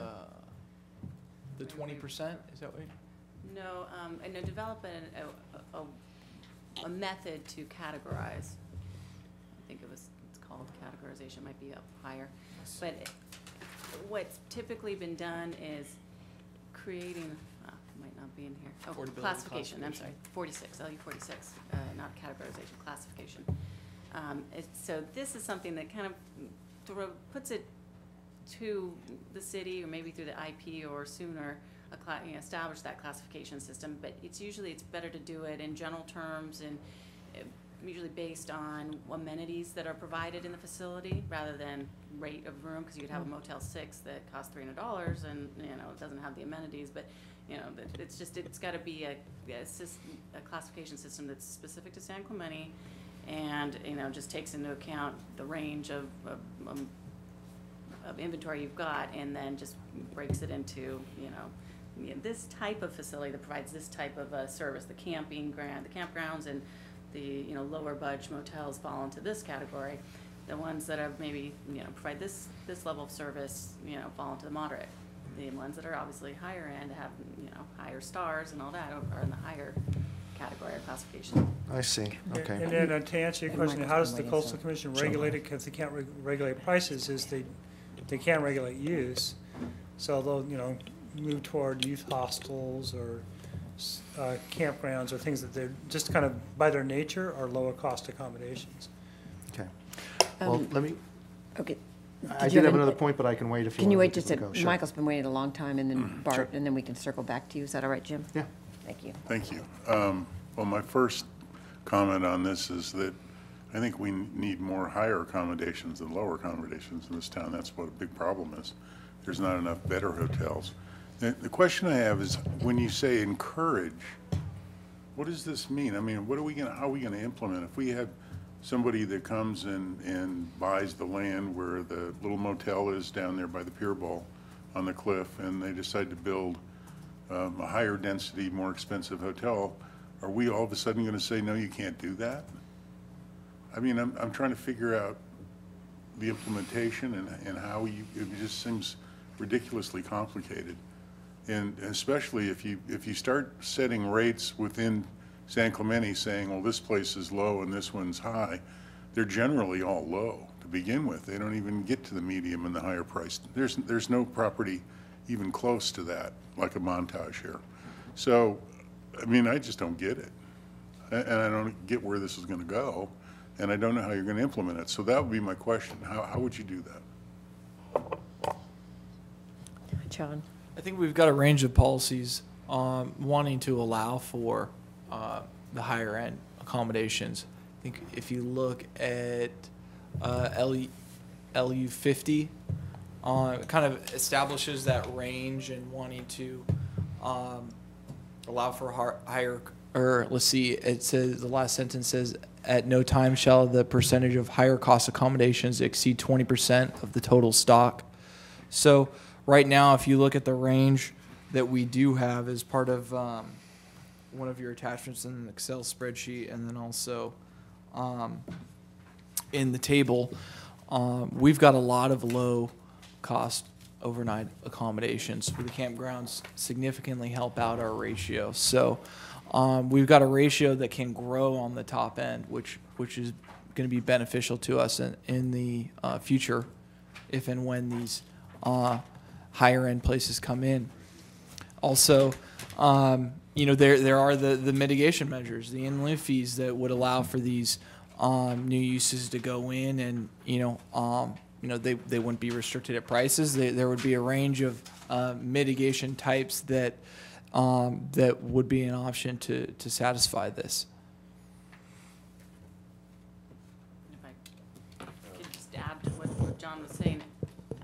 and that number, that 20%, that was taken recently. The city of Marin has been going through their LUP update and preparing the IP, and they used something similar to this policy. You know, if you wanted to modify the number, that's a number that you have discretion over, what you put forth to the commission as, your figure and how you want it broken up. So, and a new policy can be added here that's just kind of in conjunction with the LU 49 that says protection of overnight accommodation stock, that says discourage any reduction of any overnight accommodations. You could add a new policy saying encourage all types of accommodations. So something where it's, there's still room. This hasn't, gone, this can still be modified and amended. And then another thing to keep in mind, which after I thought about this, because I've been pondering this for a while now, when you really look at the coastal zone and the opportunities to create any kind of new accommodations, particularly on the high end, there aren't really any opportunities. I mean, at best, we might get in North Beach some kind of a boutique hotel that would be a higher end, but it would be, on the order of less than 100 rooms. We're not talking about a montage or anything like that coming to our town at this point. It's too late. We missed that boat. It sailed. And even, conversion of some of the other types of hotels in the coastal zone. There's just not that many and not that much opportunity. So my sense is that once we settle on this, and I think we should think long and hard about how we do it, it's not going to be a big issue in San Clemente. We're not going to be collecting tons of mitigation fee because of all the hotel projects coming into San Clemente. Bart? Okay, well, I'm trying to keep this all in perspective. Right now, we're governed by the Coastal Commission. And we're just trying to craft exactly what they do now to suit our needs to some degree, but it can't be any less stringent than the Coastal Commission currently has, or they won't approve it, correct? So, I mean, we may want to craft these things, we may want to move things around, but it's got to be at least as stringent as the Coastal Commission does right now, even though we may craft it, and that's why I think looser the better, gives us some discretion after they approve it to wiggle a little bit and enforce it the way we see fit within the guidelines. So I think the less detailed we are in some of these, the better off we are. If they want to put something in to make it more stringent, then we discuss it. But doing that now, I think, is a mistake, and trying to lower their standards won't work. Jim? Yeah, this is, if we go back to LU 44 and 45, kind of related. When I was reading these, I had a concern, kind of, both of these together. More with 45 on this one. We're prioritizing visitor service in the coastal zone, that it's more important than residential. And there's a lot of people who live in the coastal zone. And what we're saying here, for instance, is that if someone wants to change their residence to a B&B, if someone wants to do a bunch of VRBOs in an area, that's okay, because that's more important than residential. Now, the residents who are there have to deal with, more noise, worse parking, all the various disturbances that you get in that sort of a thing. So I have a concern that's just one example. There's other things that just could be a lot more, for instance, a lot more people coming to North Beach than North Beach can handle. There is a kind of a limited amount of space. I'm worried that if we simply have a blanket statement that we prioritize visitor serving over all other uses, that we are kind of opening it up to reducing the quality of life for the residents in the coastal zone. Yes. I agree. I think we'd probably be unanimous in Is looking that- at it that way, but are we that coastal zone required? wording? Are we required to Under the Coastal Act, residential use is the lowest priority use. Okay. That's not, Period. I mean, that- yeah, that's you're going to fine, get yeah. pushback Any from that visitor- from the people of San Clemente, I'm sure. But Yeah. what I'm thinking is maybe there's a way to craft these. So, for instance, when we talk about lower and moderate cost opportunities, there's nothing in there about being sensitive to the neighborhood and to the residents. Maybe there's a way to craft it to say, but any of these opportunities have to be sensitive to that. You know, if we prioritize visitor serving, you know, they still have to be, you know, sensitive or There's to be supportive of, compatibility. you know, something like, some very strong compatibility statements. Well, in LU-59 about vacation rentals, there's some wording in there about that. I don't know if it should be stronger there. I think it should be stronger. You know, vacation rentals are actually direct competition to hotels and motels. Believe it or not, I mean, they're direct competition, for example, to the beachcomber. And they don't pay they pay No, occupancy they're tax. supposed They to. pay 10%, Well, they're if they supposed to. find them, Yeah. But actually, the city council last week, for example, is finally taking on vacation rentals as they are sober, transitional living houses. But I like your point, and I think LU-59 should be worded stronger somehow, where it says it's, you know, we can put in there about parking, for example, and that type of thing. I think it's important because a lot of residential areas are being turned into commercial areas here in San Clemente, and that's not right. So would it be, would our direction to staff be unanimous that we would like to see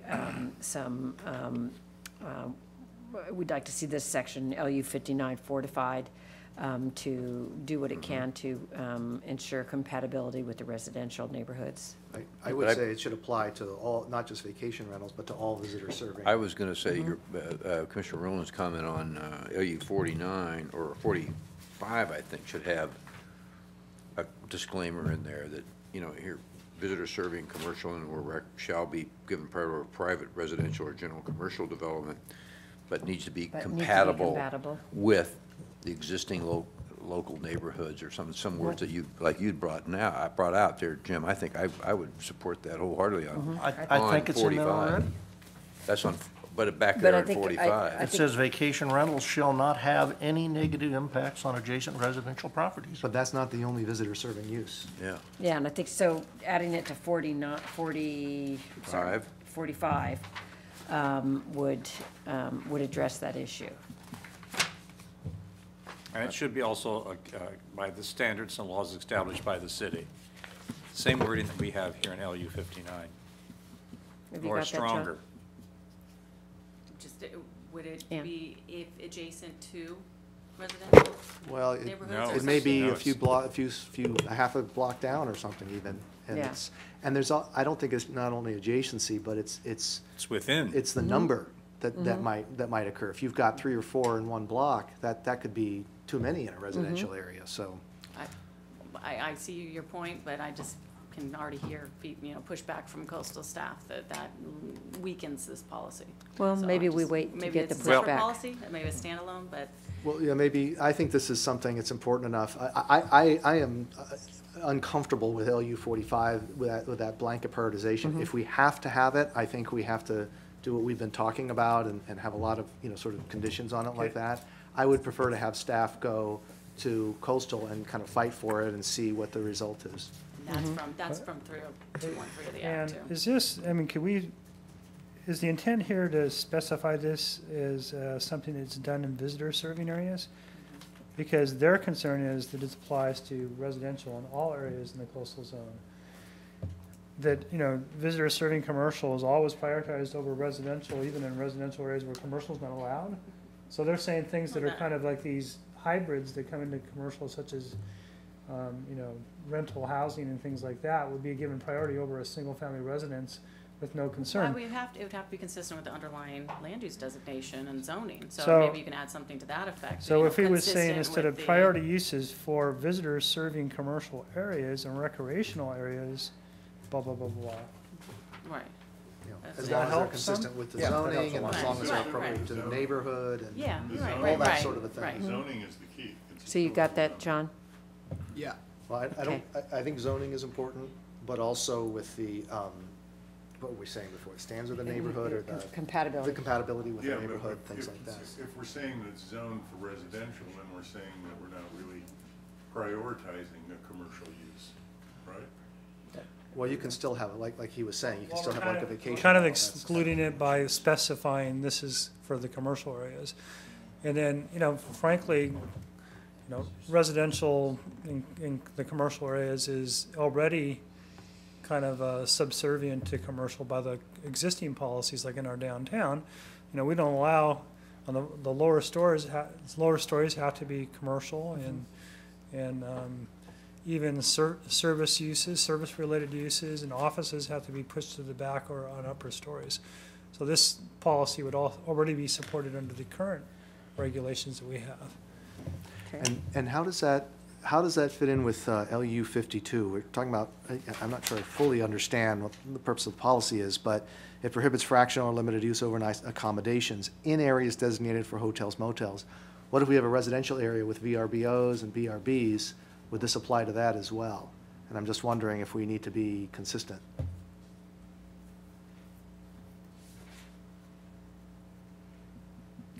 I'm sorry, I don't know what a fractional limited use I'm not accommodation sure, is. yeah, I'm kind of guessing at what it is. Timeshare. Oh. Timeshares, okay.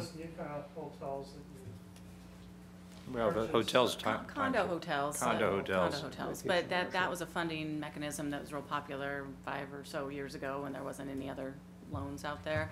But it seems like more traditional loans have been coming back, but the commission doesn't like the quasi-residential land use of a condo hotel where people can stay there longer than, 30 days or so. Okay. I'm sorry, I didn't understand the comment.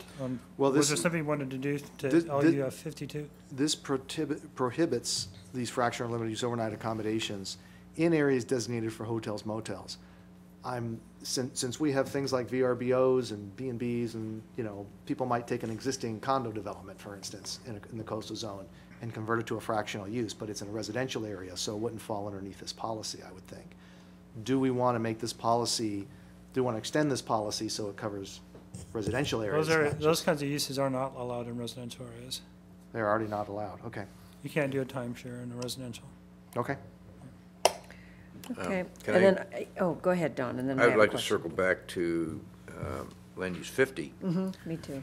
which, and you mentioned that this 20% is like flexible. That's the city of Marin threw that in there. I'm sure they have a high-use problem up there. So, in other words, should we have a discussion on this 20%? Yes. Limit ourselves to it? Should we say staff should go look and say maybe 30%'s better, or one's better than good enough? Anyway, that's all my comment. I think we ought to have a discussion on that 20%. No, I agree, because that's exactly what I was going to ask about, was the 20% and how much flexibility we had on that, especially because apparently the higher priced accommodations have a fairly low threshold. So it seems that even in San Clemente, 20%, we could easily exceed that. And you do now. Yeah, So, 'cause we're at right. 22, So this, I right? think we'd put this in as a placeholder, then run the numbers, and so right now we're about 22. You're at 22.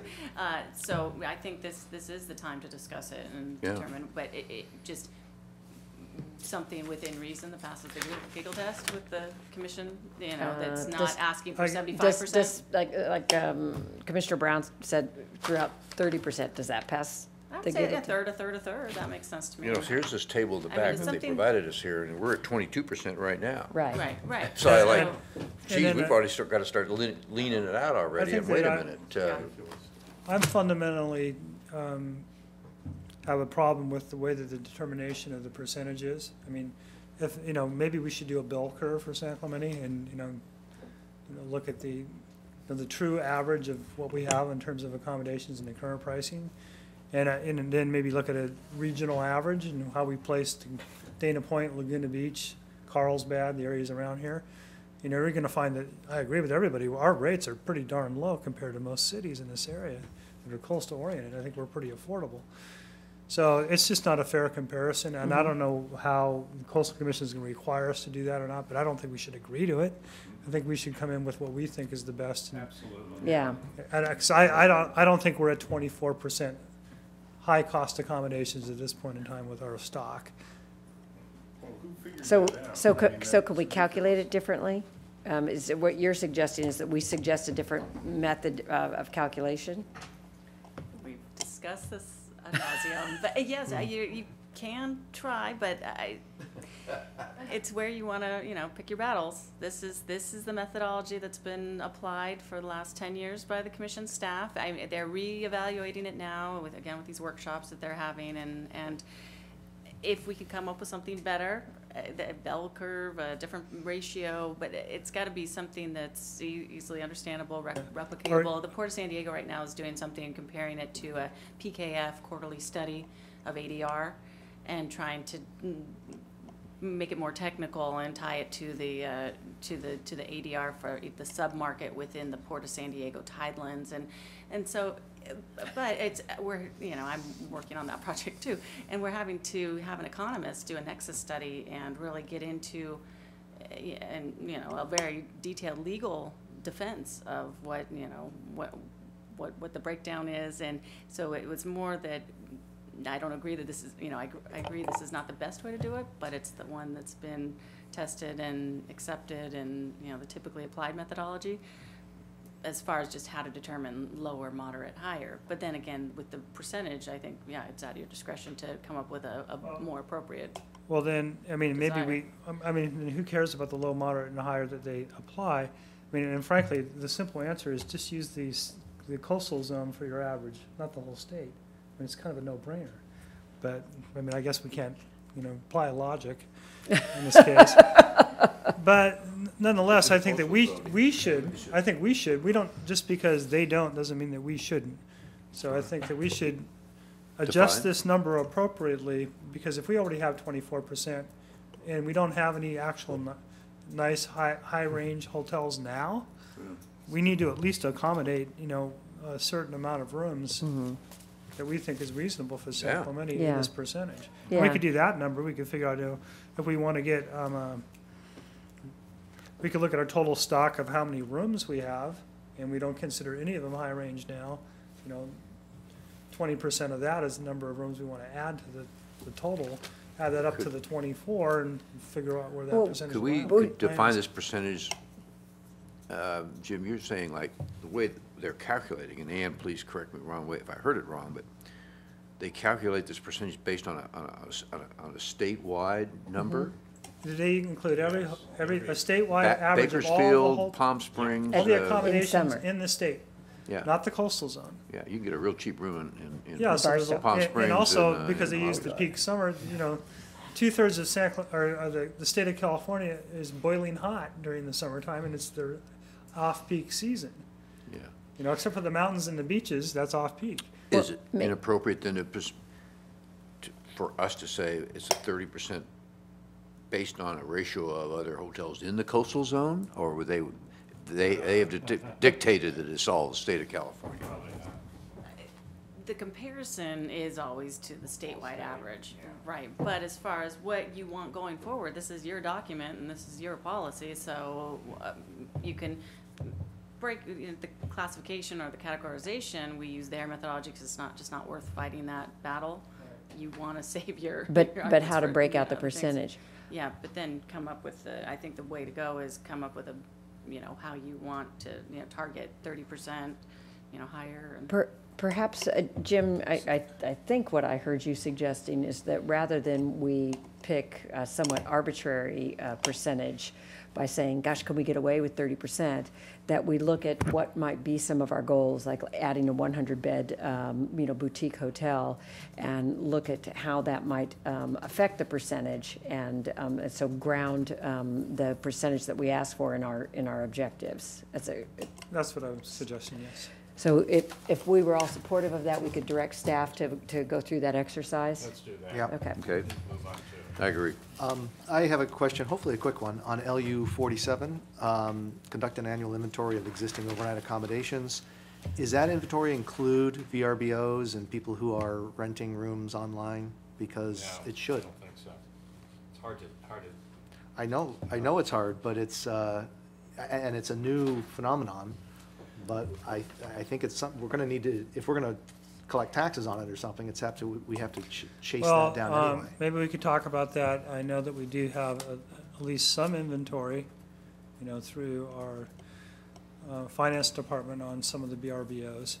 collect My, taxes on. my only concern about Airbnb. that, Jim, is that what if that skews us, so now that we've got a lot of, if it's like $2,500 to rent a house for a week, are we, are we all of a sudden gonna have, too much inventory at the high end? And what if it's $100 to rent to rent a room? So it's. But I mean, we- but- But we don't know, right? Well, but I mean, It's I an have unknown. looked at it, and it does skew, I mean, if you look at what their numbers are, which are so low, it would skew much more to the higher end. So and I guess staff could look at that to see what kind of impact that would have. Especially in the summertime, I know that the rates, are pretty expensive for a week stay there. But there's a lot of reasons to do this. One of them, not to do it, perhaps, is just for the reason you're talking about. But there are also, tax collections and issues of fairness with existing hotels. There's also so that people in the neighborhoods know, what is a vacation rental in their home, and, so that can be managed appropriately. So the planning commission can make decisions on permits where areas might have VRBOs. But I don't think changing including that in the inventory would, or not excluding it from the inventory, excluding it from the inventory would prohibit us from collecting bed tax and forcing those people to abide by our current laws. I think in terms of the compatibility with adjacent uses would fall under LU 59. I'm looking at the city shall conditionally allow the renting of residential properties, and then also. But how do we know that they're doing that if we don't have some kind of survey or inventory of Well, those types of things? actually, they do. They go to the websites and if someone's not reporting their vacation rental, they can find that out through the website. Well, they have to do a physical visit because a lot of these addresses aren't published on the websites, right? Well, they are for vacation rentals for rooms in homes. They're not. Not after you register. You've got, on a lot of these, you have to register in order to get the address, put down your deposit and that sort of thing. So that's my concern, is that there is sort of an effort to do some stuff under the covers here. And that's, kind of the cat and mouse game that we play. We already try and identify them as it is. So we're not gonna, take an intern and walk the streets and figure out where they're all at. But we do have some level of inventory that, that exists, and we do collect TOT. And then cities are starting to get more sophisticated, and I believe new laws are coming into place with, like, what is the website, Airbnb? Yeah. Where they have to provide the register taxes, right. through the city, and they're required to pay the TOT. Mhm.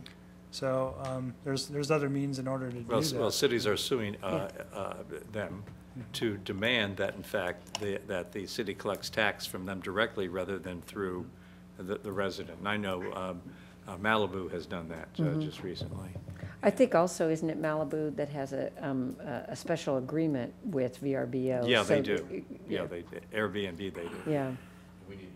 So, but I think that's off topic of this. I don't think that's That's off related to the topic. inventory. And I think you're right, Jim, that's a really important issue, but I don't think it's related to this inventory. I don't think if they're not included in this inventory that we won't be able to regulate them in the way that we need to. Okay. Michael? I know we want to move along, but this business about hotels and higher end and lower end, I think where we're headed with this is in absolutely the wrong direction. And rather than upgrading the development in this town, we'll be downgrading it. If anything, that's the wrong way to go. If you were to apply the same rule, you'd never build another hotel in Laguna Beach or Newport Beach or even Dana Point. If you use those same low room rates that we're having, it just would never fly. So something's wrong. And, I think, if anything, San Clemente has a spirit of having more lower-end facilities than anywhere else. And at the same time, we're going to say, no, we're at our 22%, we can't even build any better ones. This is sort of, in my mind, it's just totally upside down. It's really hard to support. I don't think you're alone, Michael. I think all of us are frustrated by this, and I think that's why we're trying to have city staff come up with a number that'll give us some more flexibility so that we won't be quite as constrained as perhaps the Coastal Commission would like us to be. So, but staff's going to be working on some numbers so that we can see what would be a logical number for us. Is there anything else on the affordable accommodation section, or can we move on to? Okay. Madam Chair, it's been about 2 hours we've been at this. Is it? I was thinking good just time when for a we break? finish section 2. if Sure, we- that's if- fine. Is that, can you make that? Yeah, no problem. Okay. Motivation. Got the carrot. All right, John. All right, so moving through, I think our next section is 2.4.8, conservation and sustainability. A lot of these are carried over from the general plan. We've got the green building, new policy for solar panels, that was in there from the Can study we, session. can we talk about that for one moment? Because we seem to, when I saw this, height restrictions located where they would not impact visual, cultural, and biological resources. So it sounds like we're not encouraging the use of solar panels, that we in fact want to, in some cases, discourage their use. I had a little, I don't know what the rest of the commission thinks about that, but I had a little bit of a concern about that. And I can see, in fact, people saying, oh, I can see the edge of a solar panel, or, a 20-degree tilt to a solar panel, and I think, okay, well. Well, I don't had see how we concern can with do this that because they don't allow us to regulate Yeah, it. I said, that's why that word, the state law's in there. Yeah. State law prohibits us from doing a lot. Yeah. Once it, I forget the percentages, but you can only decrease the efficiency of the panels Right. by a small percentage, or the increase in cost. So you can regulate it in a very thin margin to do this. But above and beyond that, your hands are tied. So that's all it's saying. It can't change the other state laws, so we'll comply with this to the degree we can. The wording of this is proper. You shall comply with state law, and you should, the height restrictions where you could. That's about, I think that's, the city planner's right. That's about as far, that's about as far as we can go with this, Jim. All right, Okay.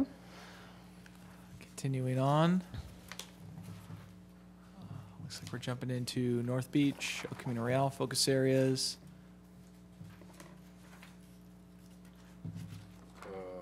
Quick 86. Is design treatment required for, okay, is that via the architectural overlay actually in there? That's the Delmar 4 section. Yeah, It is that's, the core, but isn't it really driven by the overlay? My only comment on it. I think, yeah, the architectural overlay is where that's pulled in from. That's what requires Spanish colonial architecture for all new buildings in accordance with the architectural overlay or something to that point. That's what really drives it down there, isn't it? Mm-hmm. That's a good suggestion.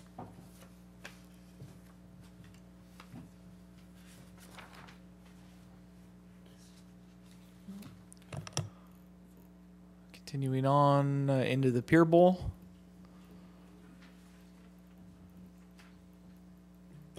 Number LU 94, I brought this up a lot during the general plan.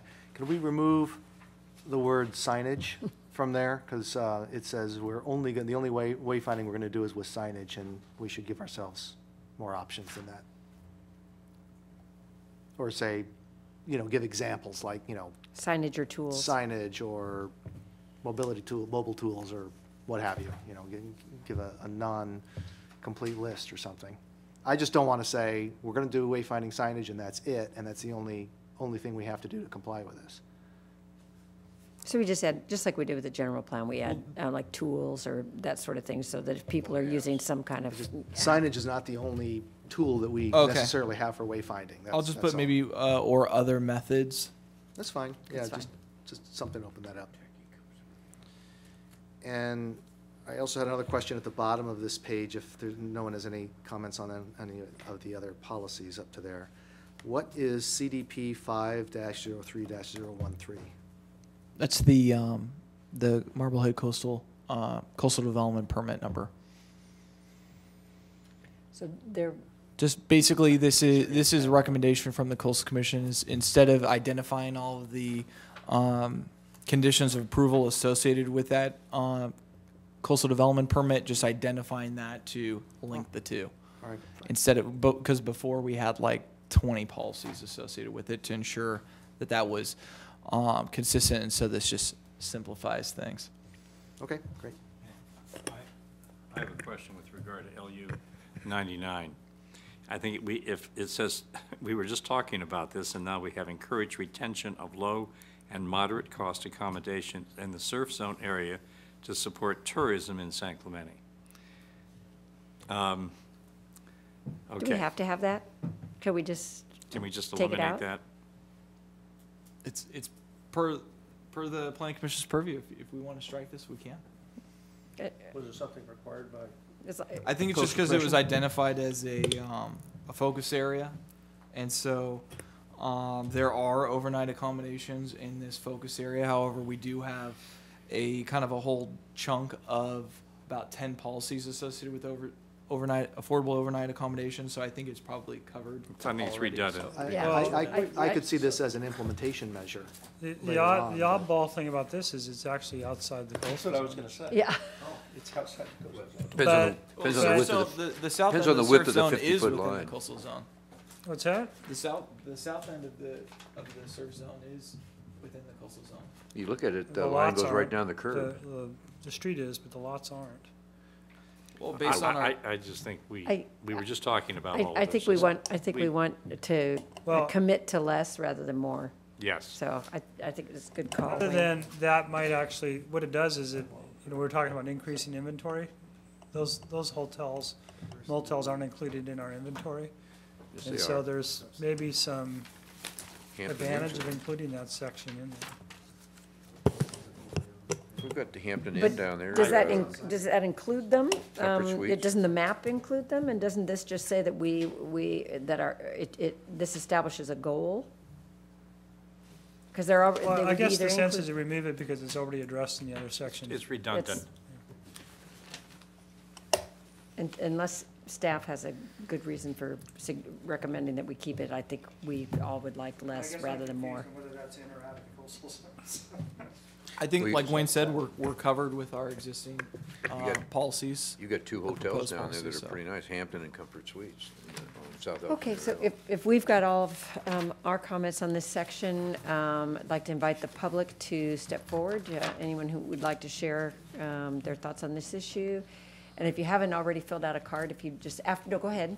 But after you finish, when we recess, if you just give a card to our recording secretary. No problem. Quick question on new hotels. Oh, step up to the microphone if you would, please. New hotels. If you were to purchase an existing hotel, do a 20% remodel, and require a new development permit, would that constitute a new hotel, or would you be allowed to exist? I think it's not a matter of, it would be, if the rates were raised, I think is the main point, that would all be reviewed through. The concern with the affordability element of it.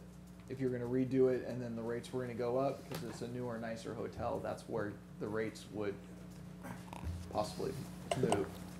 And you can add to this, but I know that for other hotels that have done that, recently in Laguna Beach, where what is the Ben Brown's, I don't know what Oh, that's called now. Yeah. They were required to do mitigation in order to do the improvements. Right. And that's pretty typical, I think, of new hotels or even refurbished hotels. I don't know where the tipping point is for the mitigation, and maybe John's saying that maybe it's the room rates. And typically, if you're gonna do that kind of an improvement, you're gonna wanna have a higher room rate. Right. Especially if you're already at the top end, and it sounds like we're already over the top end, so that would be Well, an yeah. interesting point. Please, Ann. Well, I referred to Ben Brown's earlier, that's called the ranch now, so that's why, yeah, Ben Brown's is called the ranch. But it's typically, in that case, that the trigger for new development and it being considered a new higher cost overnight accommodation is because they were splitting existing rooms. At Ben Brown's, there were big 1,100 square foot rooms, and they were splitting them, so then there were new rooms, but then they were also rehabbing and raising the rates. If you're just going, based on precedent, if just going in and rehabbing an existing motel and not changing, not demolishing and taking it down and rebuilding it, then, and you're just doing interior or facade improvements, the commission really can't get into require mitigation, and hasn't. It's when it's, more structural redevelopment, it's usually a 50% threshold, or you're creating new overnight accommodations by the splitting rooms or building up or out, or, so it's the trigger is usually increasing new overnight higher cost accommodations, or, demoing and, turning them into new higher cost. Okay, thank you. And Ron? Hi, I'm Ronald Redkay. I live in San Clemente, and I submitted written comments. And I made a general comment that Commissioner Darden talked about regarding all of the subsection .2s. And it's less important here than it is later on, but since it was discussed in this context, I thought I'd deal with it. And my comment was, and you have to understand, I was cursed to be a lawyer for over 40 years. So when I see some language as each one of those sections begin, the Coastal Act policies below are included in the LUP. I, as a lawyer, recognize there's a phrase, I won't give you the Latin, but basically it says if you expressly state something is included, by implication you're saying that all the other things like that are excluded, are not included.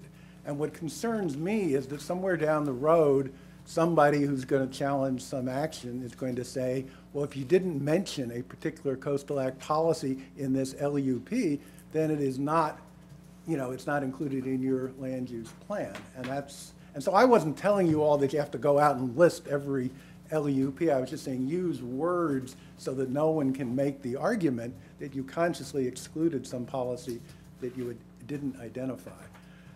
And this all comes in the context of the basic theme of my comments, which were that, and I hate to bring it up now because you're talking about some of what I consider the silly parts of the Coastal Act, but if we talk about the real serious parts of the Coastal Act to preserve the beauty and safety and usability of the coastal area, those are important policies. And as I understand what you're doing here, in taking over this important responsibility, is that you're not going to change, you're not intending to change the Coastal Act.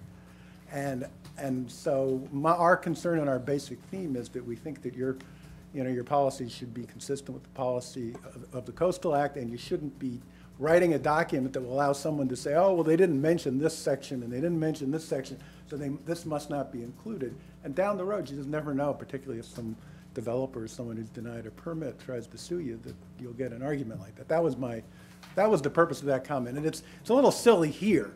It got more important in the chapters, namely 5 and 6, that I was concerned about. But that's what I intended by that comment. Nothing more, nothing less. Okay. It's a drafting point. Okay, thank you. Ron, do you have a card? Would you share that? And then, sir, if you, oh, perfect, great. Okay, is there anybody else who wishes to speak at this time? If not, we're going to take, On that note, I just got one quick question. Okay. Jim, what policies, or if a project is approved with the LCP by the city and it's appealed to the Coastal Commission, what rules do they enforce, ours or theirs? Both. Okay. But we'll look at our unique LCP and, apply those policies, but they won't exclude policies from the Coastal Act. Okay.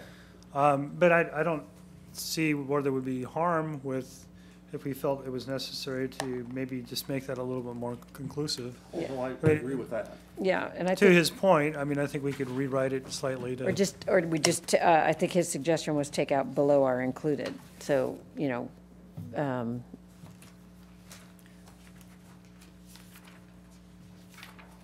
maybe, Ann, sorry, go ahead. I was just going to add to that point. If something's appealed, once the commission, if they find substantial issue, that there's a substantial issue of consistency with the certified LCP, and then they take it de novo and it becomes their permit, then the standard of review becomes the Coastal Act, and then the LUP or the LCP is used for guidance. So then if they find substantial issue, the grounds for substantial issue are the LCP and then the public access and recreation policies of the Coastal Act, and then once they find SI and take it de novo, then the Coastal Act's the standard of review. So you're right, I was just expanding. Okay. All right, well, perhaps while we're recessed, Christina, you could take a look at whether it would be advisable for us to make that adjustment that, and then we can take that up when we return in 10 minutes, well, actually, 12 minutes at 8:30. All right? There, I got to bang my gavel. I was just really missing out on it that whole time.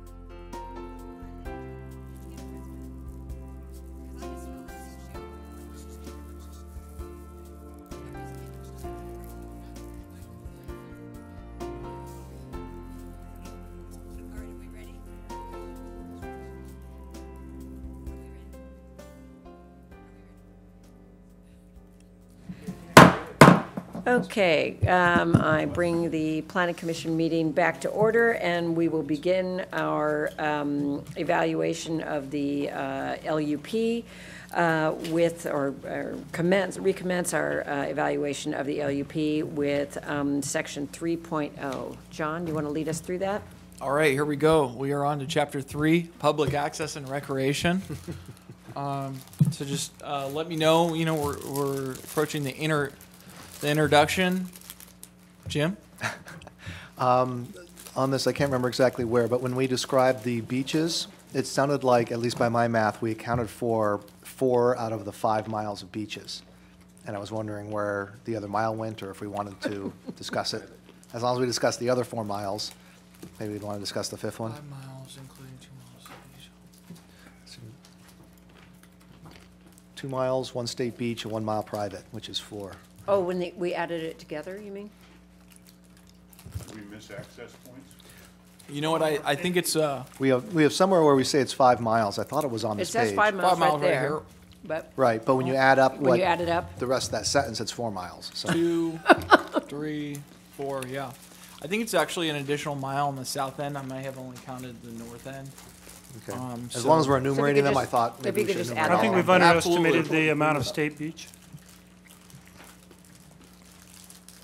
Yeah, actually, I'll review that, but we'll make sure that we get all 5 miles down on here. Okay, see, all those Thank math you. classes I took were good for some of these. oh, I'm sorry. I had asked our city attorney to evaluate an issue during the break, and I think she had some thoughts for us. Yes, thank you. I think that the concern raised is that by making specific reference to certain policies that you are, by implication, excluding others. And I understand that that is in fact the intent here, is that there are certain policies, land use policies in the act that don't apply and wouldn't apply to the city of San Clemente. And so therefore, those were not included in this document. If the commission is concerned that there might be policies that should apply but aren't in here, then, staff could always go back and just, before your next meeting, make sure that there's nothing else they want to add that would apply. But I think that the objective here is to include everything that applies to San Clemente and to not include those policies that would have no relevance to the city of San Clemente. Such as those about marinas or that sort of thing. Correct, that's right. So if staff could check to make sure that those are the types of policies that we're excluding, that we're not excluding any that would afford us additional protection, as was Mr. Redkay's concern, that would be helpful for us to know at our next meeting. We'll absolutely do that. Okay, thank you. And now that your mouth is full, John, would you, would you continue? Any more additions to page 1? We're approaching the mobility section of public access. Some general background on transportation within the coastal zone, rail service. I had something on 3.2. Those routes, 191 and 193, they do kind of block El Camino Real at a busy intersection there. And I know one thing that has come up, like in the mobility task force, is not as a solid plan or anything, but just as an idea of, they've talked about bus turnouts and things like that. But I'm wondering if we should, if we're talking about mobility here, should we talk about, excuse me, should we talk about any traffic issues that are caused as a result of those timed bus stops, because they sit there for a while? Well, this is just a background section in regards to the different bus routes that are in there, and it mirrors what was previously done in the 95 draft. If there are issues related to actual traffic related to the transportation, that may be appropriate to be placing in a policy. Okay. Okay. And another thing actually on that, we and maybe this is the same answer, but we talk about train and bus service and the actual, we reference specifics of the schedule, like, you know, currently Amtrak doesn't stop at the Metrolink station, but it used to, and maybe in the future it will again. Should we reference an external document or something that talks about those train schedules? Because if that train schedule changes, does it force us to amend the LCP just to put something like that in there? Coastals recommend not referencing any outside documents. That's why we're not referencing the any of the general plan or its elements or specific plans in this. So, you know, we included the updated times because that they were identified in the previous coastal element. But because it's in a background section, I mean, I don't know of its level of importance for the specificity. I don't have much of a dog in the fight. I just kind of thought, well, is this going to cause an Yeah. amendment if Well, someone and it does changes the seem, schedule? it So does just seem a kind of- little bit silly to have 5:04 AM, as, you know. Yeah, I I agree mean, with maybe we staff. could just make the language a little bit more general in terms of the hours of service. I think that You might know, give the range, document a you know, little or- more longevity. Yeah, Yeah. exactly. And that's something like that might be helpful. Okay. We can do that.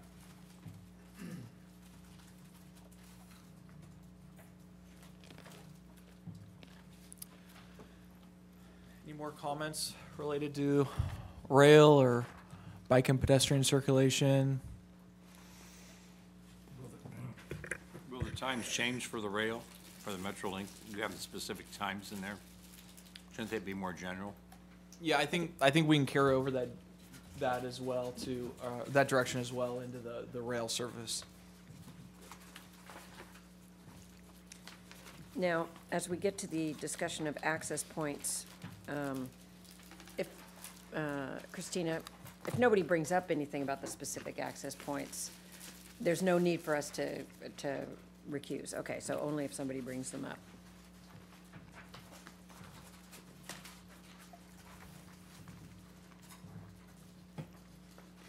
Shoreline access, we are now entering. First access point, Pochi. One thing we talk about in here is that Pochi access is temporarily closed. And again, I'm wondering if we want to do something that is, you know, inevitably will be changed. You know, if they open in a year, will we have to change the LCP to reflect that? Is that something that we need to? I think we can provide some just general language again to just say that there's an access point that's, you know, maybe under construction or is temporarily closed but may open in the future. Okay. What are the thoughts on that?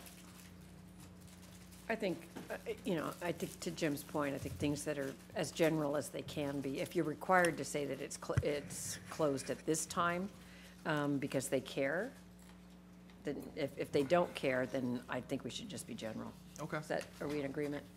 Okay. Yeah.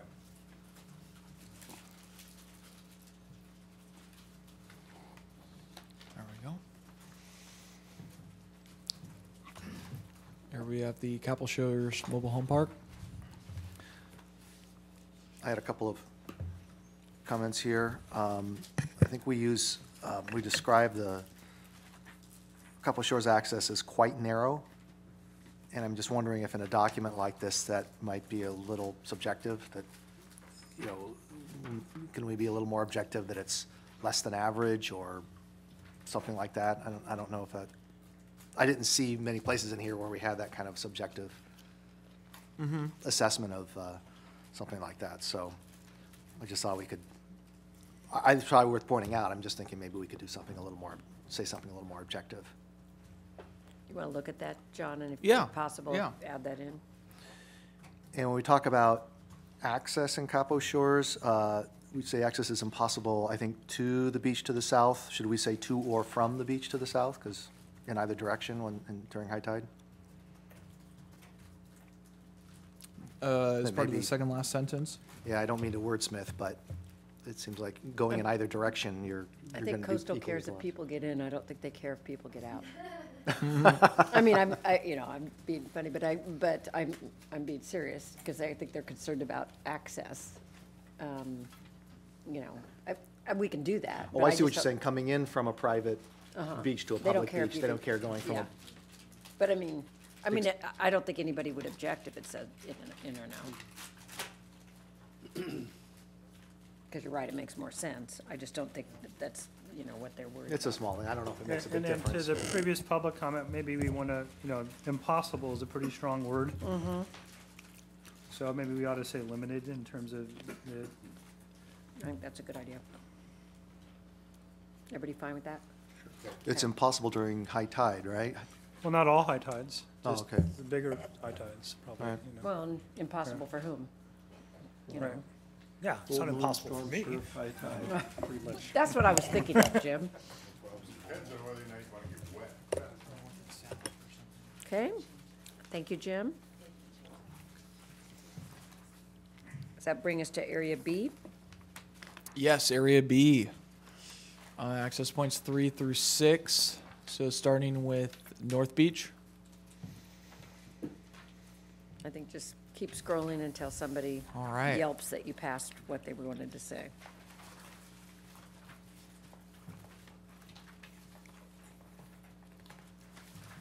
.204.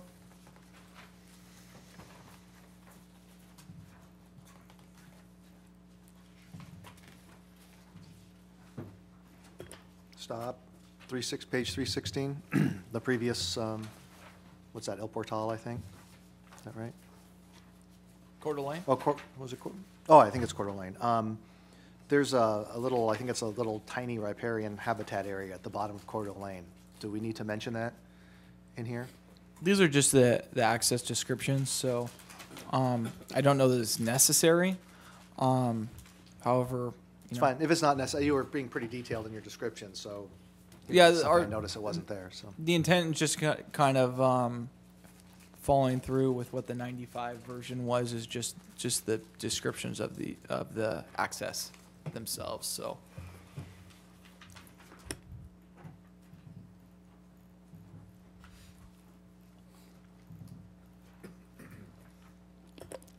I've got something here. I guess this is my section. I believe this page says, let's see, that we've got 2 miles of coastline instead of 5. Where are we at, Jim? On Calfia, I think? Are Yeah. you saying the Calfia? Area D, Calfia South? Yeah, I just have a page number in my note. Page 19. Yes, you're right. It's the area, it's under Area D, Calfia South. This area comprises almost 1/2 of San Clemente's 2-mile coastline. So it should be 5. Yeah, I think what it's intending to say, and we can tweak it, is that this section is 2 miles of San Clemente's 5-mile coastline. So we can correct that language. Okay.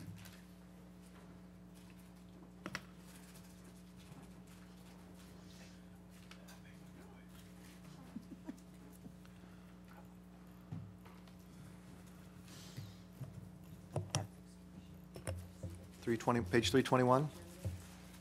It's another math problem. On this page, we see the beach trail is 2.5 miles. Back on page 310, we say it runs 2.25 miles.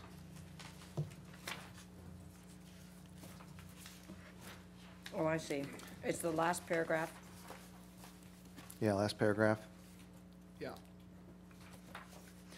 And we also say that the city is you just barely have it scrolled off on the bottom.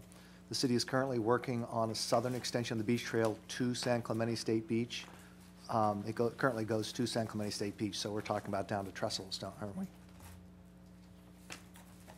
No, we're talking from about San Clemente State from Beach. Calafia to this San Clemente State Park beach access. So we can be more specific. So it's another 1/3 of a mile south. Right. From Calafia, But Right. not to Trestles. not to Trestles. Okay, you know what? I'm sorry. I was thinking about this going from north to south, not south to north, so my mistake. Right.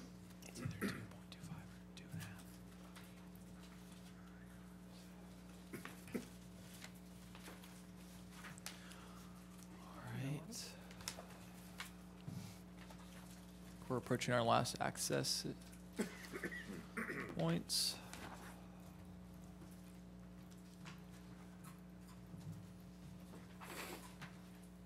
Jim? Yeah, I had something here. Let's see. In future access points, the San Clemente State Park is up for renewal now in, I think it was 5 or 7 years ago, some years ago, so probably less than 5 years from now. Should we mention something about the fact that if the Marine Corps doesn't renew that lease, that we would lose all these potential future access points, and it would also impact our... Is that your intent, John, where it says, moreover, there is no means of ascertaining whether the federal government has plans for the property which would interfere with or obstruct public access? Is that what you're referring to? Yes, yeah. Oh, Well, I okay. mean, I think that's just in general, if the military, closes off that area, then, that is a future possibility, in 5 years or further down the line, and I think that this is also consistent with the language from, 1995. Okay. 2021 is when it runs out. 2021, still another 6 years? Okay. 50-year lease, But it was 2021. a good check. Okay. So next we have the table.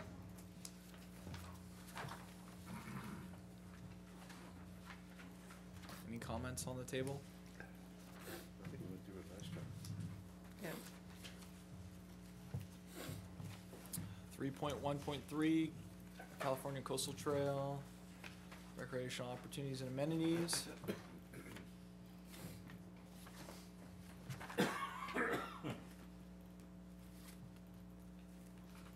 Thank you for putting in Park Center 5. Absolutely.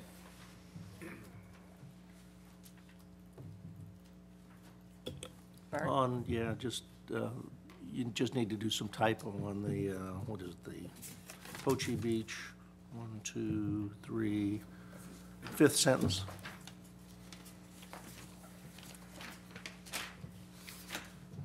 Oh. I did read it all. The 5th sentence? Yeah.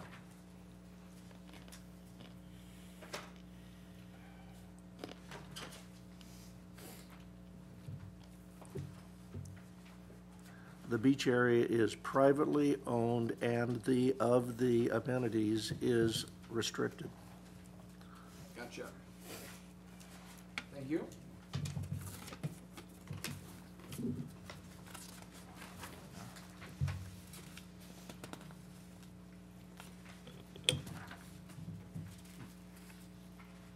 beat Capstone Shores to death.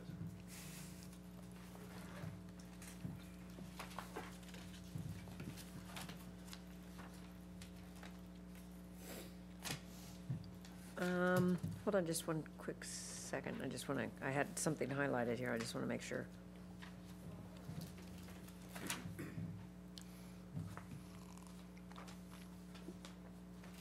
Never mind, go ahead. All right, I think we are approaching the policies, starting with mobility. Many of these are taken from the general plan. We recognize them.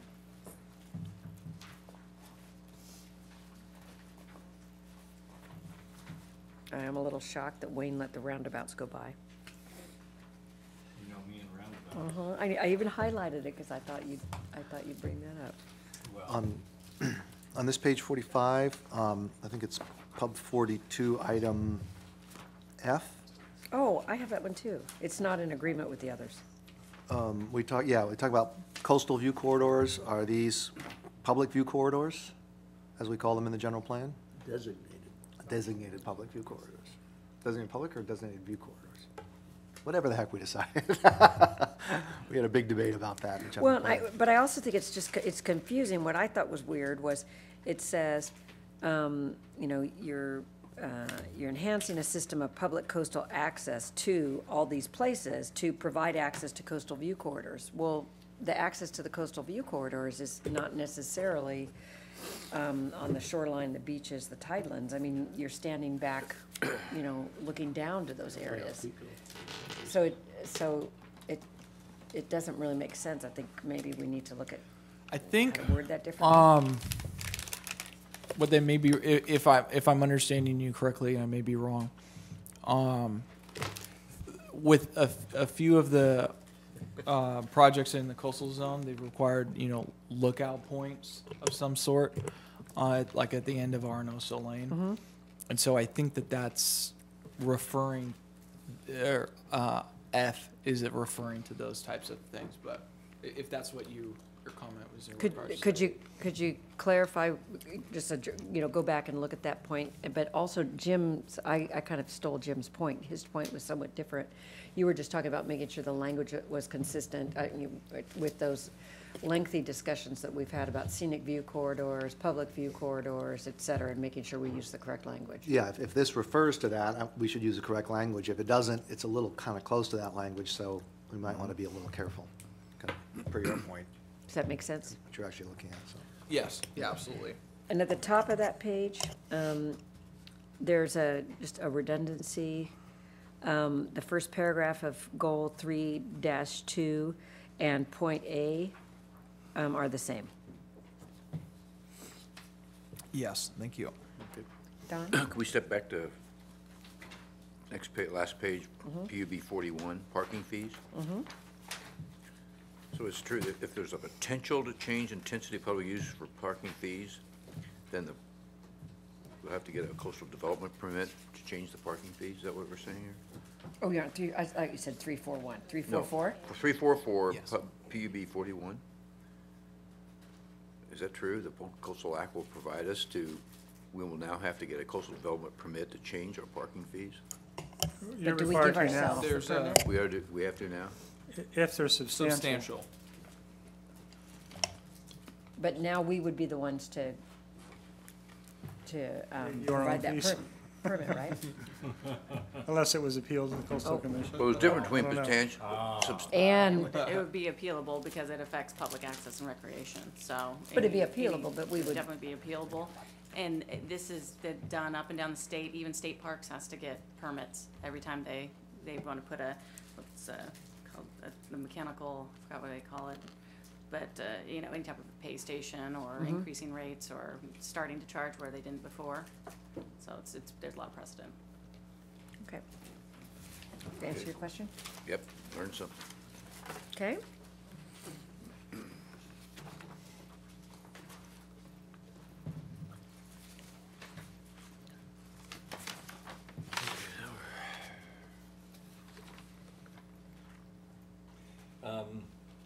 Under community events, Hit your light, Wayne? under community events, we have the car show, which is in June. And that's in the, The page, page 3.36. And that's in June, and that's in the coastal zone.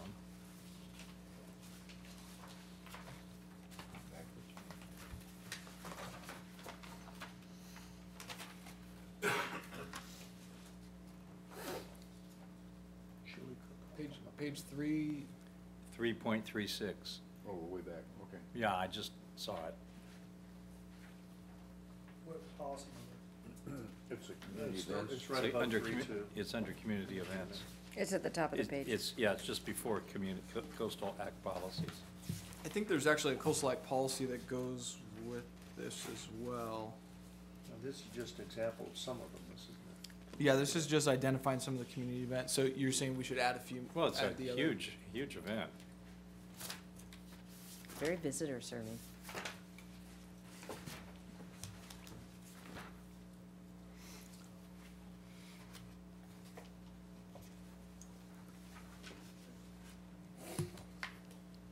All right.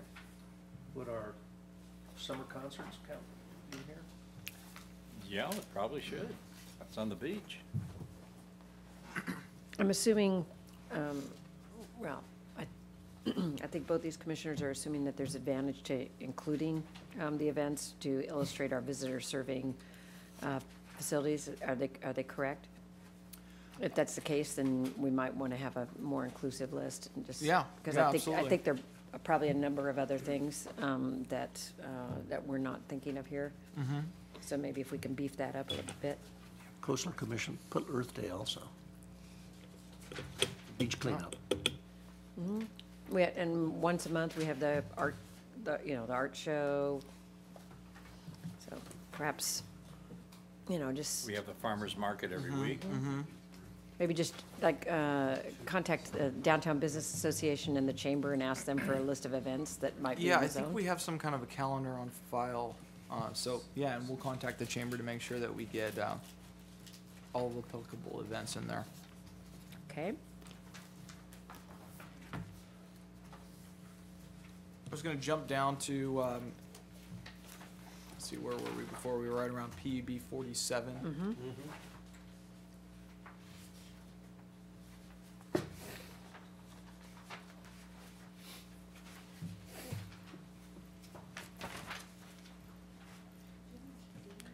I just had a question. Is PUB 49, did you pull that section out because there is a definition for development, so you didn't feel that you needed to say what is not development? Yeah, and, you know, we had some internal discussions and just concerns with its appropriateness and applicability because of, you know, we saw a lot of instances where you could consider, you know, something being new development, and then, you know, the Coastal Commission wasn't currently, you know, addressing that in terms of like requiring new coastal access through some of these private communities when, you know, just a new house was built on a vacant lot. So wanting to kind of make it more consistent with how new development and the triggers associated with it and requiring public access where applicable, and then also with the development definition. So we felt that, and Coastal Commission felt that it was appropriate to just strike this, and because these are a little bit more of dated policies and updating those so that's why some of these are also highlighted, just because they have been tweaked and modified. Okay.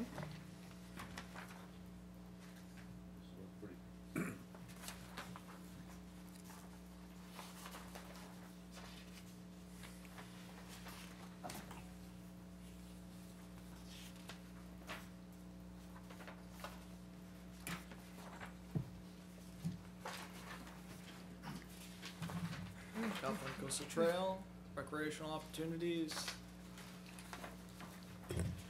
Jim? You have something on Pub 79. It looks like this is from the general plan, but are both of it seems to be two things we're talking about here. One is opposing changes to the fire pits. The other is that any changes require a CDP. Is that directly copied from the general plan? Is that how it's phrased there? It's from the general plan. However, the additional language with the coastal development permit was included as just a requirement per the Coastal Act and per the review of triggers for a coastal development permit. So that was inserted into this. Okay. It just for readability, one issue I had was just maybe it should be two different things for clarity. But we, in our general plan, do we oppose prohibiting any prohibitions on our beach fire pits? Is that's in our general plan now? I don't believe so. I think Okay. I think that the city is supportive of them, and the Coastal Commission is also supportive of fire pits. I'm just what I hesitate on this is that I'm a little iffy on opposing AQMD efforts to do something that prevent something that I think is unhealthful.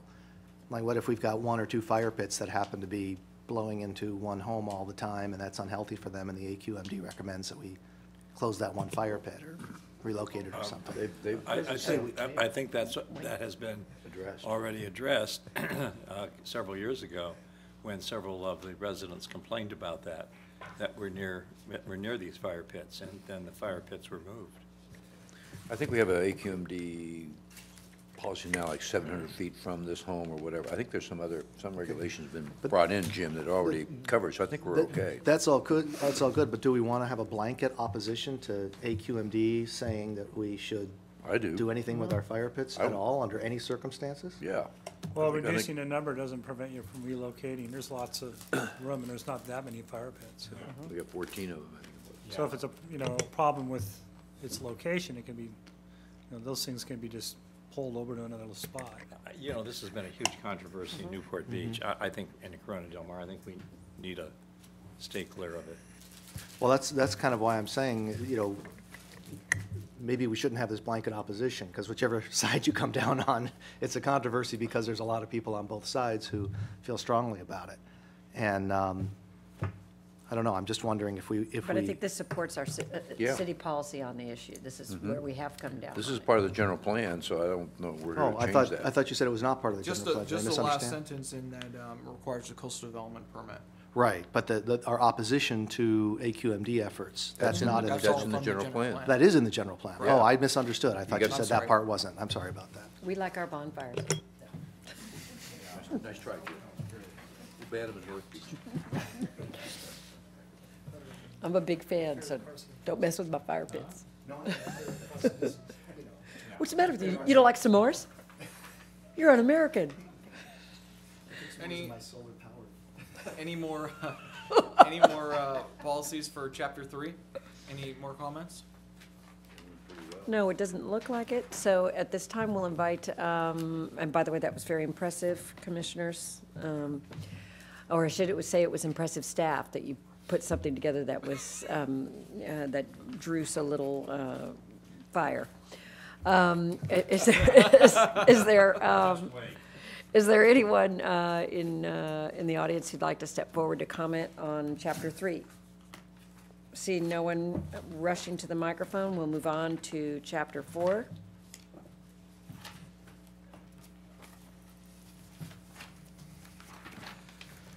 All right, this is chapter 4, our marine and land resources section. Zoom this out a little bit. And then if any members of the public need me to zoom in on any of these particular pages, feel free to speak up.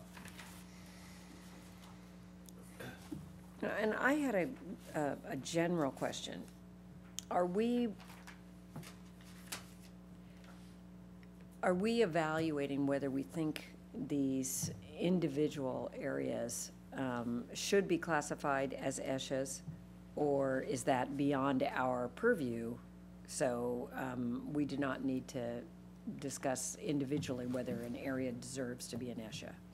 Well, as part of the biological inventory, which was a supporting document kind of identifying areas that are potentially ESHA. So because of the limited access points, the policies are crafted in such that kind of just identifying everything as potential ESHA and requires additional supportive documentation for projects that are proposed in these, in these coastal canyons, bluffs, and other potentially sensitive areas to do a more detailed analysis and site surveys to identify whether there actually is ESHA there, and then at that point in time, the project will be designed to deal with the appropriate mitigation or buffers and the other issues associated with development and proximity to ESHA. Okay, so, and I did read the site-specific policies, obviously, but if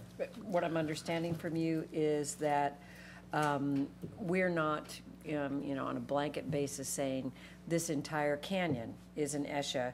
We're saying that it is a potential ESHA, and then as each individual development is evaluated, we evaluate whether it's ESHA and whether it needs to be protected and what the mitigation measures should be. Is that correct? That's correct. Okay, Yeah. that really helps me, thank See, you. when I read into actually the DUDEC's report back there, some of these grasses are in fact not really threatened. When you look in that's the DUDEC report, and then it says, well, but they're there in the canyon, so there's a potential ESHA. And so I was very disappointed in the DUDEC effort, in a way. I mean, you go back in some of these areas back there, and vegetation communities and disturbed forms, but this is no longer listed as rare, but there's a potential that we have something there, so therefore we have a potential. And so here's coastal scrub communities, the sagebrush, wheatbush scrub, quailbrush scrub have suffered enormous losses. However, there are still thousands of acres in existence. This type is no longer listed as rare. oh, by the way, gee, we got some in our canyons, therefore there's a potential ESHA. So I was very disappointed in Dudek's efforts when you really go back and read their report. And so we've got a lot of potential things there based on stuff they saw that's no longer threatened. So I'm kind of concerned about this whole effort. We need to go back and we can talk to Dudek about that, but sometimes it's an indicator species. So just because that isn't the actual endangered species, when that's present, there's the potential for the certain kind of habitat to exist. And so since this is like a mile-high flyby on this and not a detailed analysis, that may be the reason. I'm not saying that it is, though, but I'm just saying that we'll go back and talk to Dudek and I mean, answer these that potentials question. can become real overnight because somebody thinks so, and I woulda, coulda, shoulda. Well, that's why- I'm a little concerned about the whole approach of this botanical effort here, or this ESHA study. Some boots on the ground, not a lot. And then all of a sudden, I look at the grasses they're looking at, what they spotted and what they saw, and then they go to their state code here and whatever, and it's not threatened, but now therefore, let's make it a potential ESHA, and I think that's a real stretch. Well, I object to that. as a matter of fact. Okay, well, that's why I had a similar kind of concern. That's why I helped develop the policies in a way that said, okay, we can't call this ESHA because we don't know it is. The best we know is that there's potential for some of these spots to be looked at further to see if there's any ESHA there. So maybe we can work on the terminology of how we Okay. define these spots. I just don't want to get us hands tied because I think we of some changed the name of potential it too. I don't think we call those spots ESHA because they're not identified at this point as ESHA. Okay, They're maybe feel just- comfortable. Yeah, so there's these circles around these particular areas that contain what the trained biologist thinks they couldn't rule out ESHA. That's a better way of kind of looking at it. And so then the policies back that up by going through and saying, okay, you're in this area that is this potential habitat area. If you're going to develop along this particular area or within a certain distance of it, you need to do a biological study that identifies it. So we'll have the boots on the ground type of an inventory when some kind of development actually comes close enough to those areas to require it. And we couldn't do that kind of inventory clearly because we didn't have permission from all these property owners to walk in their backyard and inventory the vegetation in those spots. So now if someone pick a canyon, I don't want to pick a specific one because then people will start to recuse here, but okay, you pick a canyon, that there's Pick potential Calafia. ESHA here. Calafia is a safe canyon for you to pick. Oh, yeah. I'd love to pick Trafalgar, so someone have to walk out the room here. Which I looked at tonight coming here. And so somebody up in that canyon wants to improve their home. It's a fully developed canyon. Pick several of them that are in this study. And so now, for them to improve their home, they're going to have to do a biological study of the slope. They're going to hire a biologist to go prove that it's not an ESHA, and not a potential ESHA. Well, to tell you the truth, that in most cases, in areas where there's habitat now or potential habitat, biological studies are required by the Coastal Commission to develop on a coastal canyon line. Anyway. So it's not out Okay. of character of what they do now. All right. It's just who the authority is. Fair enough. Ann, did you want to add something? I just want to add to something that Jim said. I think we had ongoing conversations with the biologists about semantics and terminology here, because obviously ESHA is, in Coastal Commission terminology, very significant. You can't do anything in or near ESHA. So we did want to modify it to, rather than the map with the glaring potential ESHA area, be modified to say, potential sensitive habitat or potential habitat, something that's just a different terminology that doesn't, shout out, red flag ESHA. Because, just because it is, even though, the way Jim described it's absolutely right, it's a site-specific analysis that would have to be done when development is undertaken. But just, the person picking up an LUP for the first time and seeing, that's my house and that says ESHA, but That's if right. it says That's exactly what I'm coming if we can say potential, habitat study area, something that would make folks understand that it's just, you need to do a Yeah. further analysis. Yeah, when you start with the food chain way in the back with Dudek here, and they, when you say, well, these are no longer endangered species, and then the big leap of mankind. that's a separate It's a question giant I wanna step for follow up man, on. one Yeah. small step for mankind, and next thing you know, it's, I'm a planner, not a biologist. I understand, but I mean, I'll go, no, we can but definitely follow up on your question. I agree. I That's think worth this needs to looking into. be, the food chain from their initial study needs to be reworked. Because I'm like, the Coastal Commission staff in Long Beach looks at this and sees a little diagram with the hash lines on it, and the word potential goes right out of your mindset, and it's an ESHA. And now we've got these 100 and 200 or whatever feet setbacks and everything else that they're alluding to in this report, and there's some real impacts to what we really have. And so I'm very concerned with what we have here. Okay.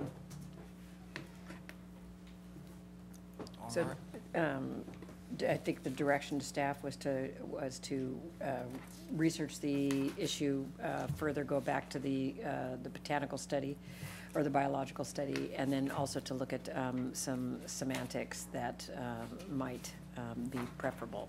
Is that Do I everybody get the supportive sense of that you and the staff are kind of in alignment with that to a degree? I mean, that potential study areas or sensitive areas. Thank you.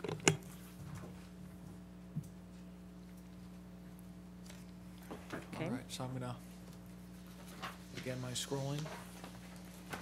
There's just some general background information on the different habitats. I thought that was all very interesting about the butterflies. This is just, I'm just curious, under the butterflies. So the eucalyptus grove along Avenida Presidente, that's not an ESHA, but because there is an overwintering population there, does Caltrans, I know it's not part of this issue, but does Caltrans have to get permission to cut down those eucalyptus trees, or as with everything else, Caltrans does what they want? I would think that would be part of their environmental review process for their studies. I mean, I've reviewed their last wave of improvements that I think came through about a year ago, maybe 2 years ago. There were some city council meetings with that, and I know that they did do a biological element of that. So, Okay, that's good to hear. hopefully they would be reviewing that type of analysis. That's good to hear. Okay, I'm sorry, I didn't mean to take time on something that wasn't germane to this issue, but I was just curious. We've got our maps here.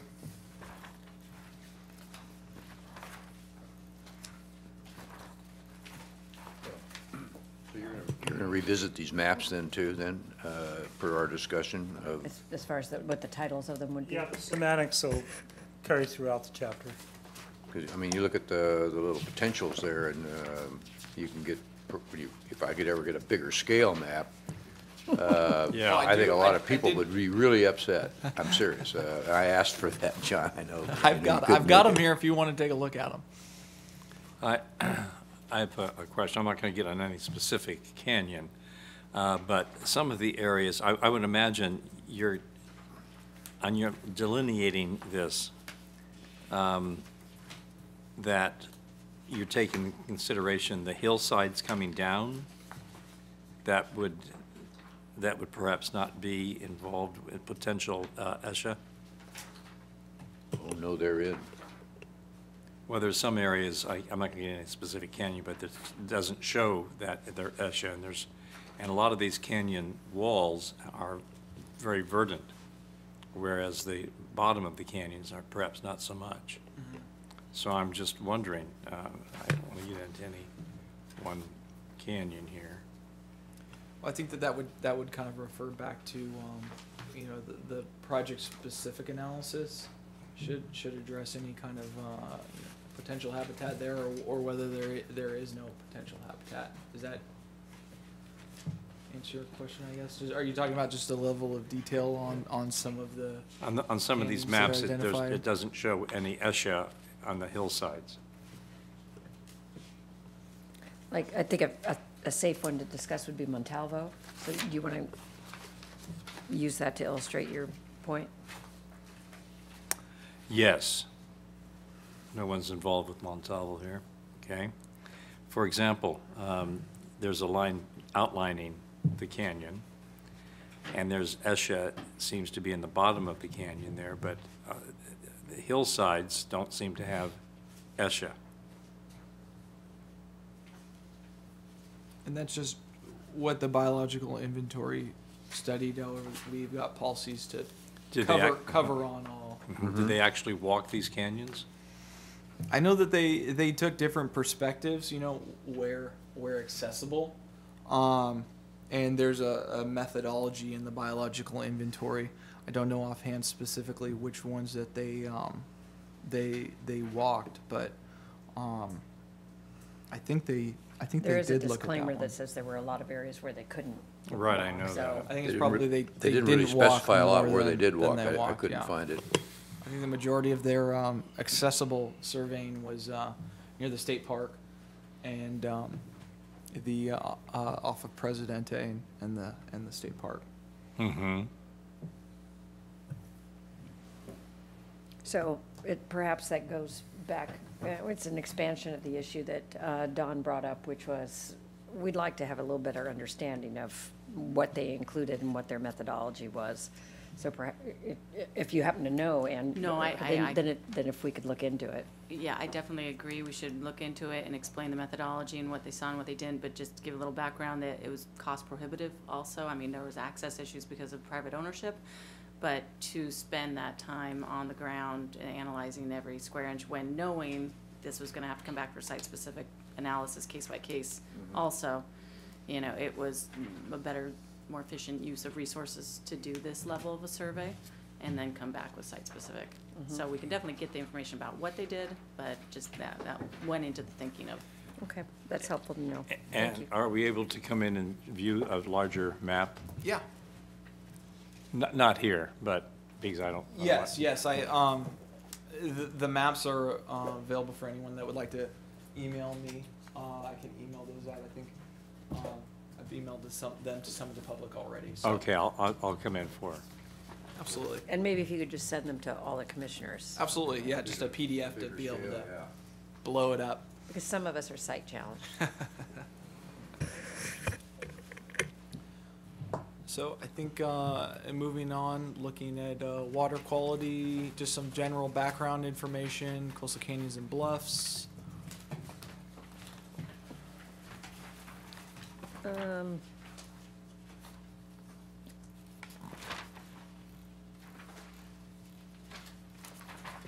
Jumping into the coastal or the policies. Yeah, go ahead, Jim. Yeah, I had one on Res 2, page 421. We were talking about these site-specific surveys. If there's development that's going to be done on a site, something that's missing is why we're doing the surveys, or in other words, what we're using the surveys for. Are we using them to do findings, to prohibit or reduce development if we find, you know, there's ESHA issues or things like that? So we've got these policies, but what I don't, you know, to do it, but what I don't understand is, you know, what's our motivation? What are we going to do with that survey once we get it? Is it going to be part of an application that we have to make findings on, for instance? I think the surveys will tie into some of the other policies in terms of whether this survey has identified that there is ESHA there, let's say monarch butterflies, and then, you know, you would go to the monarch butterfly policies, which is establish specific setbacks, you know, mitigation, ratios, those types of things. So once it kind of pops up that, okay, there's ESHA, then it's like, okay, what type of ESHA is it, which triggers it? That's just going to activate a lot of other Yeah, yeah, so this is kind Okay. of just our investigation survey policies. Okay?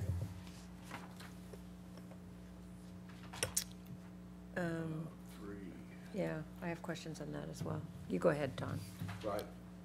I guess when I looked at, when I keyed off Mark McGuire's email also on the setbacks here that, you know, 25 feet, scrub 10 feet around the butterfly monarchs, and maybe 50 feet. Is that a pretty well established number? Because and then the general buffer of 100 feet and 50 feet around all wetlands. Is that pretty standard coastal commission requirements? Yeah, the setbacks are pretty standard. The Coastal Commission actually commented related to those, and is the 100 feet, and what would be the criteria for even reducing that even further. So the Coastal Commission has provided specific comments with that, and then also just a note, the policies related to mitigation ratios, those are standard as well. I knew they were Pretty standard biological ratios. So.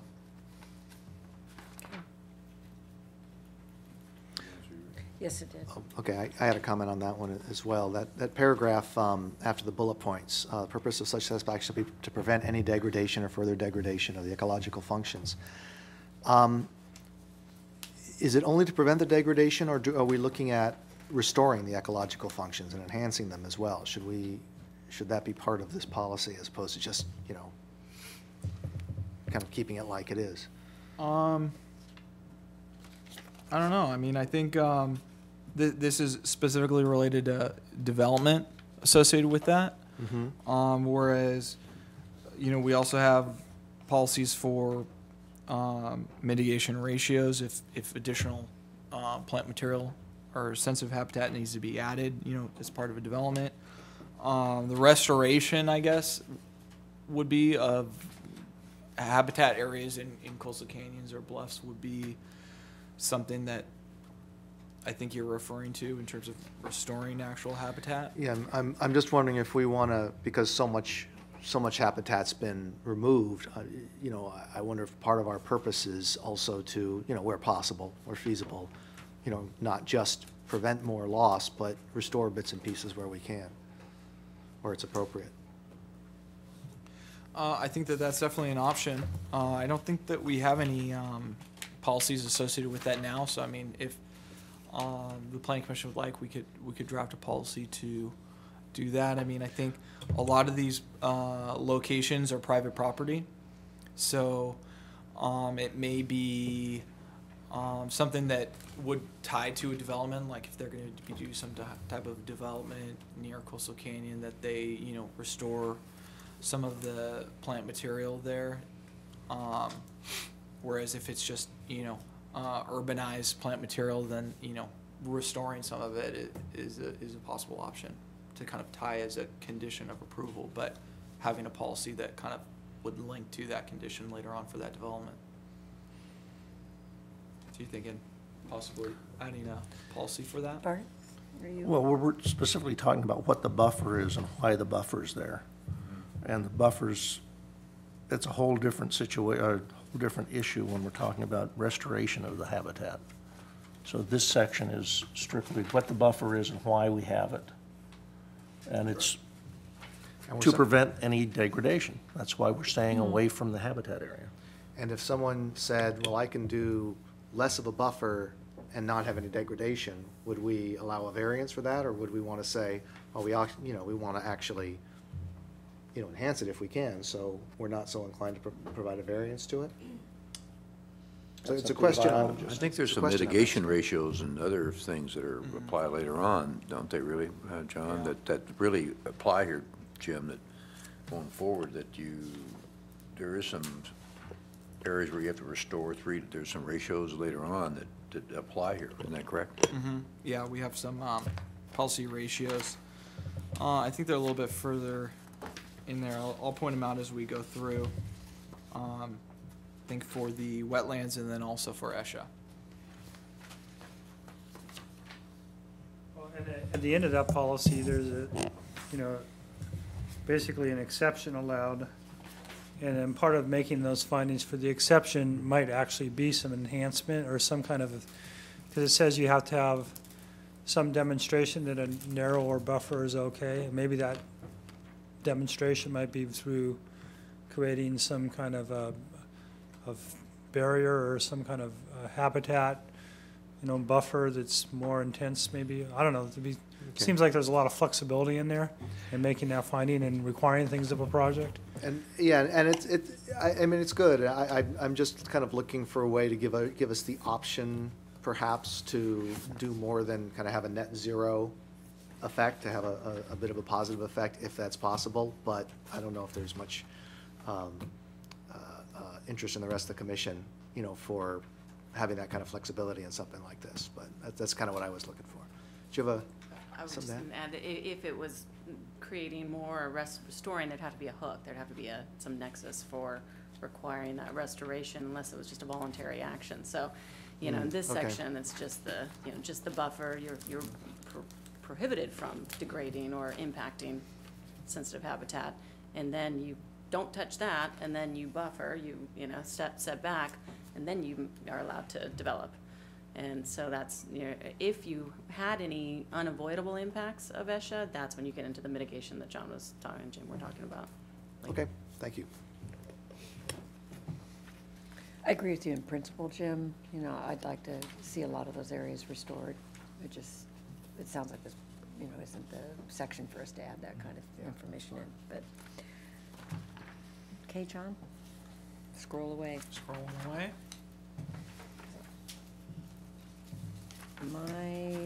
My next comment is on 27. I had one on, I think I had one on Res 7. 7?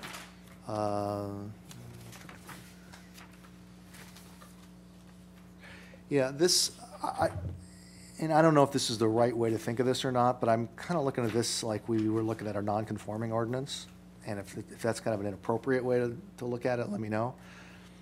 But it seems like we're saying in here that if say you're violating the buffer and you're at, 10 feet away instead of 100 feet away, and you do a major remodel, you can go from 1 to 3 stories if that's what the zoning allows you to do, and you can remain at that 10-foot buffer.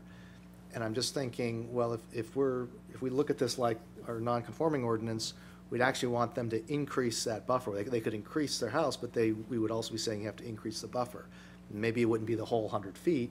We'd give them a variance for something less than 100 feet, but, we'd rather have 50 feet than 10 feet, so we'll give a variance for 50 feet, and everybody, there's an improvement, everyone's happy. Something like that. But that's sort of, when I looked at that, I thought, well, wouldn't this be about hopefully bringing them more into conformance? It would be nice to see a bit more discretion as part of that policy, especially if we're allowing them to go up to 50%, because what about, for example, we have lots that are wholly contained within the canyon. They're like flag lots or, whatever. And, they're down in the base of the canyon. Would we allow those to be 50% greater and, just as long as they don't get any closer to the ESHA, they could still have impacts on the ESHA. So it seems, I agree with you, Jim. I think having some ability to have some discretion with regard to that would be a good idea. Yeah. The intent of this section was put in there because we were concerned after looking at the maps and with these huge setbacks that are required in some cases, that you would create entire structures that are non-conforming. Mm-hmm. And so this was kind of the loophole. But, we weren't really thinking about, some of those other cases you mentioned, like a canyon lot, where you might want to limit it, or that the expansion might increase the impacts on the ESHA. So maybe we can work on the language to address that too. But anyway, I just wanted to give you the reasoning behind why we put the policy in the first place. Well, it makes sense that you need to have a loophole to avoid that, but maybe this loophole is just a little too big. So maybe if staff looked at language and, gave us something that could kind of balance those issues. Yeah, if we could have something that is designed to bring these into, move these into conformance with, the knowledge that probably will never be in 100% conformance, but we move in that direction and we have the flexibility to be, appropriate to, the configuration of the lot and that sort of thing. But, we can let someone do a big enhancement to their house, but if we say, Maybe they you got to give us a little bit more of the slope or something. Yeah, or we gotta maybe give them a little setback. the expansion, the existing structure might be able to stay, where it is, but the expansion needs to be behind whatever the buffer is, so you're not increasing the amount of development within the buffer area, but you're allowing what's there to be. I would agree with that. Yeah, so stuff like that gives us some ability to get it moving in the right direction, so. Good call, Jim. I have something on 27. Does anybody have anything before that? Yes, I had Res 11. You didn't think I was going to let this one go by, right?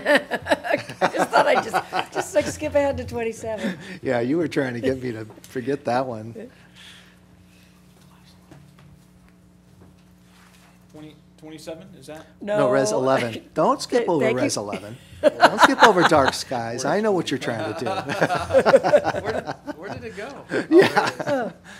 I'm just wondering if this is enough, because these are right next to environmentally sensitive habitat area, ESHAs. If you look at the model lighting ordinance, they define lighting zones, and this would probably be a zone 1, maybe even a zone 0, but probably a zone 1 within the model lighting ordinance, which is lighting standards for places that are either more rural or urban open spaces and things like that. It's designed in part, both to enhance the night sky from that area, but also to make it a better environment, a better lighting environment for the species that are in that area, which is part of the reason why you have an ESHA, right? So insects and birds and things like that at night, they aren't, attracted to the light as if it were the moon and things like that. You want to avoid that sort of thing to a great extent. So my feeling is that we need to be much more robust in our lighting requirements for when dealing with the ESHA areas. And I would recommend the MLO as a place to go to for where we might get some standards for that. This is kind of a policy thing, right? So, this is kind of like, I was kind of fine with this from a policy basis here, Res 11. I mean, it's like shield and direct lighting away from ESHAs to minimize impacts to wildlife. It's like easy, simple, and kind of covers it, rather than get down into the ordinance level. So maybe what you're talking about, Jim, is more appropriate in the implementation. Some of what I'm saying is it would be more appropriate in the implementation, but I look at this and you could, there's a lot, with this, there's a lot of different implementation you could do and still conform to the policy. And, I'll point my lights away, from the canyon. That may not be sufficient for this, for an area like this, for the environmental impact, so. Yeah, I got a question on how this works. We've got our LCP, and then we've got our underlying zoning ordinances. If our zoning ordinances are more restrictive, they would trump a statement like this, correct? Well, it depends. But in most, you can be more restrictive, you can't be less restrictive than the general plan, clearly. But also you Well, can't I'm conflict talking about the with it. general plan, I'm talking about this, if in fact, if our zoning Well, this is ordinance I'm addressed sorry. this issue This is, about, the land use plan is essentially the policy document that feeds the IP, which is similar to a zoning ordinance. So this is similar to the general plan, and the IP is similar to the zoning ordinance. So in the sense, in general, the general plan is general and it doesn't give you a lot of specifics, so you can get very specific with the zoning ordinance and not conflict with it. But there are cases where you could get more restrictive than the general plan and conflict with it. So to the degree that you don't conflict, say that the general plan said the height limit is 25 feet and you change it to something more restrictive to 10 feet. Well, that would be conflicting with the general plan policy, so because they're direct like-for-like requirements. But if you said, the goal here is to keep, heights below a certain level to protect views, and then the IEP said, well, that height is 15 feet, that's okay, because they're still consistent. So. Yeah, what I was looking at I don't in know if I answered your specifics was question. if in our zoning ordinance, we adopted a dark skies policy that included all these things, we wouldn't have to redo it here because it would apply underneath this and would. Yeah, as long as you fold it into the IP, yeah. Okay. Yeah. But if Jim says, if Jeff thinks, it sounds like he thinks that there's more fundamental things that are missing in the policy. So if you want to add those things, now would be the time to do it, because then this policy directs what standards we put into the IP. I would say in this, shield and direct exterior lighting away, if we then had a zoning ordinance that said, oh, you can only have so many lumens and blah, blah, blah, blah, blah, and then someone says, wait a minute, I'm shielding my light and I directed them away, you're trying to do something more restrictive than this is, you can't do that to me. I would be content with something that is more robust that says, something to the effect of, I don't want to wordsmith, but, providing robust environmental protection in lighting standards, something that gives us a lot of ammunition so that later on we can adopt the MLO and approach it that way. I think maybe the thing to do is let staff chew on it for a while and have them come back with it. But I think that it just doesn't seem like it's going to be enough to assure that we've got that in that area around Esches, that we have particularly robust dark sky standards. See, I think that you could get very detailed with your standards and still be consistent with this policy the way it's written. But I don't understand your concern from what you've expressed, other than robust. That doesn't get me there. So maybe you need to provide us more specific examples of, like, shielding and direct exterior lighting away from ESHAs in a manner that doesn't impact the habitat areas, and Maybe, can I something make a- can I make a that's more suggestion? concrete that we can get our, May I make a suggestion, since off the top of your head, you're, especially because it's 9:37, you're, the language that you're looking for is eluding you, and since staff is not clear on the intent, the specific intent, perhaps between now and the next meeting, you could send them some potential language and they could evaluate it. Sure, I'd be happy to send you some stuff, sure. Okay. It's been a while since I looked at the MLO, so I don't have anything on the top of my head I can pull out. You would have at 8:37. That's down into the specific standards and stuff like that. That's more of an IP type of a Well, and we can evaluate. level of detail, Jim. That's where that's why I think the statement from the policy level was good enough. But try some words and see if, let them bring it back. Yeah, and I think it probably feels that way to all of us, but if there's something that you think from a policy standpoint is important, then let's give it a. There are brightness standards, for instance, that, you can be pointing away from the canyon, but have very bright lights, illuminating your patio and that sort of thing, and that sort of thing can be a problem. So when you're talking about that doesn't seem to me anyway to be covered by shield and direct. So I want to make sure that, I don't want to put ordinances in here, but I do want to make sure we've got enough tools so that when we create the ordinances, we can be robust. Okay, well, why don't you follow up with staff? I will. And then we can all take a look at that. Anything between 11 and 27? Then I had a question on this issue of beach debris. And it was pretty specific, it's, remove large driftwood and debris since it may create potential dangers from wave action. Well, we have that monument that just south of Shorecliff with that giant piece of driftwood. I'm assuming that this is exempt from that, and would there be exceptions for things like that in the future, if on an individual basis? Is there a way we could write something in to, and we don't need to do it now, but is there a way we could write something in to embrace that? Yeah, I mean, I think, yeah, I know the feature that you're talking about, and it's basically representing a monument of some sort now. So I mean, I don't know that we would consider that to fall within the beach debris, but maybe we can.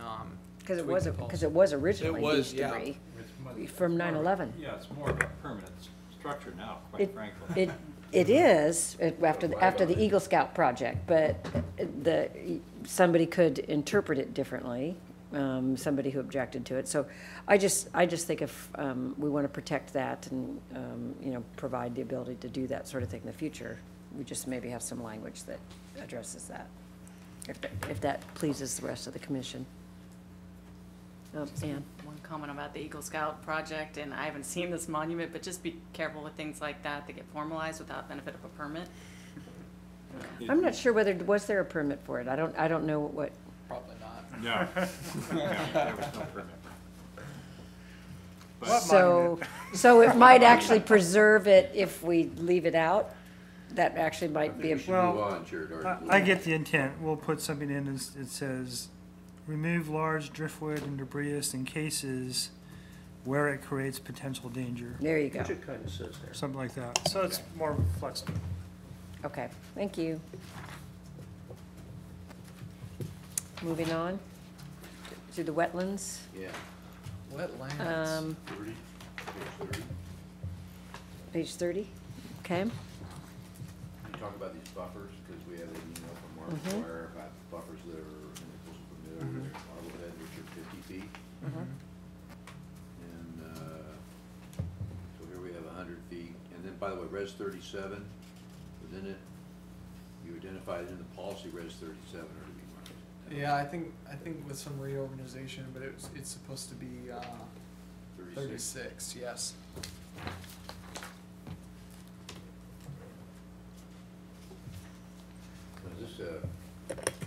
So there's this conflict here of these various potential wetlands that we have in our environmental report.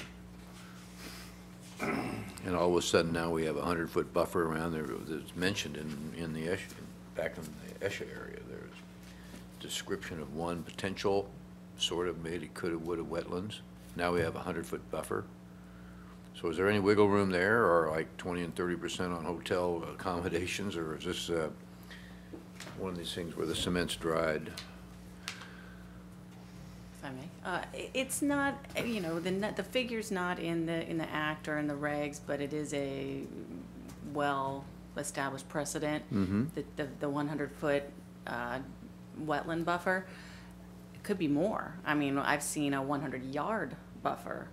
So, but it could be less, as Mark McGuire's comment letter indicated. There's an example of a staff report. That's in the coastal development permit for Marblehead. Right. It was 50 feet. Yeah, and another one near Shorecliffs. I mean, I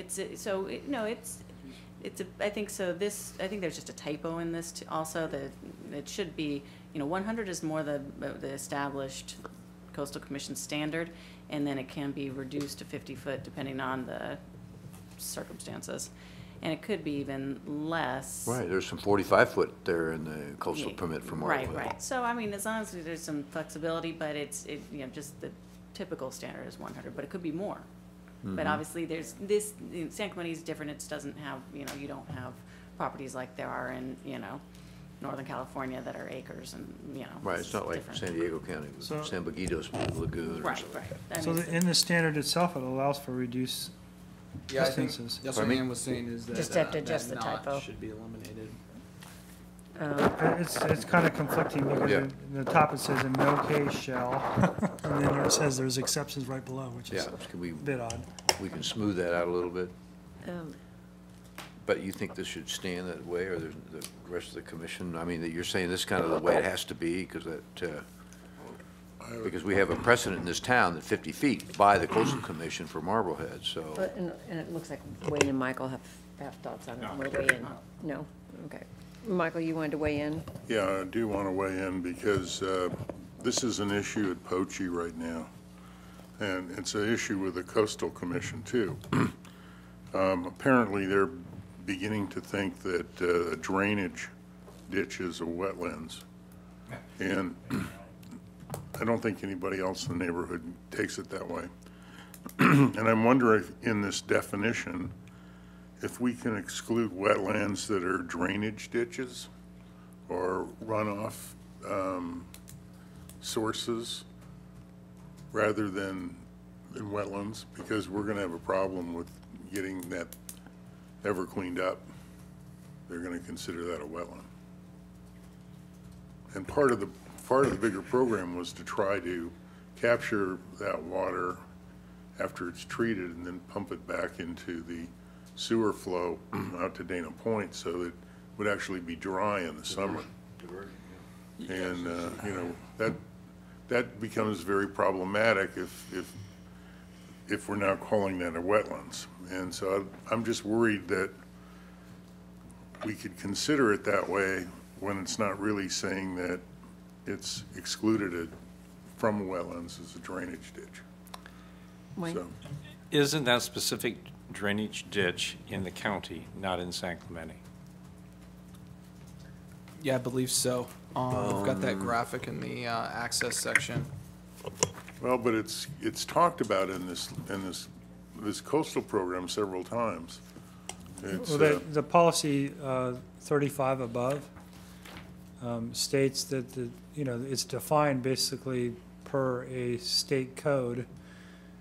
I don't think there's any flexibility in that definition since it's a state code, and shaking her head yes. So, the only way you can deal with something like that, whether it's a drainage ditch or, we've had that problem before in some of the projects we've worked with. That's why you have that glass bridge over there at the bottom of, because that particular area met that definition. That's the there, Eggleston and sidewalk. if it does, it does, and a biologist makes that determination. Someone that knows what, that definition is and can, I guess I had to read evaluate that. it. I had to read that then. But Michael makes a good point. I mean, that, because the city has a SIP in place now that, as we work along our way to work on, one of the concept is diversion from the Poche runoff. And that's a coordinated effort that the city engineer is working on, and take part of the purification system over there and treat it to regional water board standards, and then put it in the pipe that runs right by it. So, and we've done that with the other dish, Segunda dish, actually, and we're allowed to do that by some alignment at the stars down there, down off of Pico. So he has a good point. If this becomes a de facto wetlands because of the way the water flows down there, then we're Need to never have gonna better make it. maintenance. Well, maybe it's not. The drainage, it should be maintained, and so. It's a San Clemente does it have- issue, though, that's watershed off the San Clemente property. And I think that there's ownership in that involvement. And I think if we're gonna do something like this and it doesn't address Poche, we're really missing out on one of the biggest problems that we're facing in the North Beach area for water pollution. It's terrible. Well, it's kind of like what Ann was discouraging me from arguing, how the Coastal Commission interprets affordability. And my focus should have been on the percentage, because that's something we can control. I think in this case, it's a similar situation. We can't change that definition. We're stuck with it.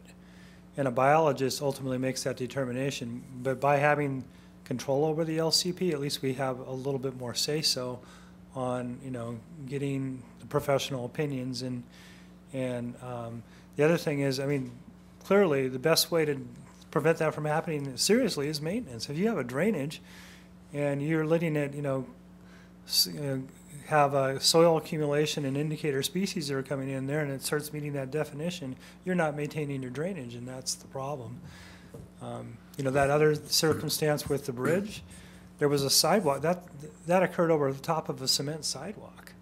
It was dirt that fell over the top, and then, it had a wet, circumstance, and the indicator species somehow were created to meet that definition, and we had to preserve it. So maintenance is the key to that answer, if it's an existing drainage. The problem is and the it's a county has city a hard time facility. getting a coastal If it's a commission permit to actually drain the pond.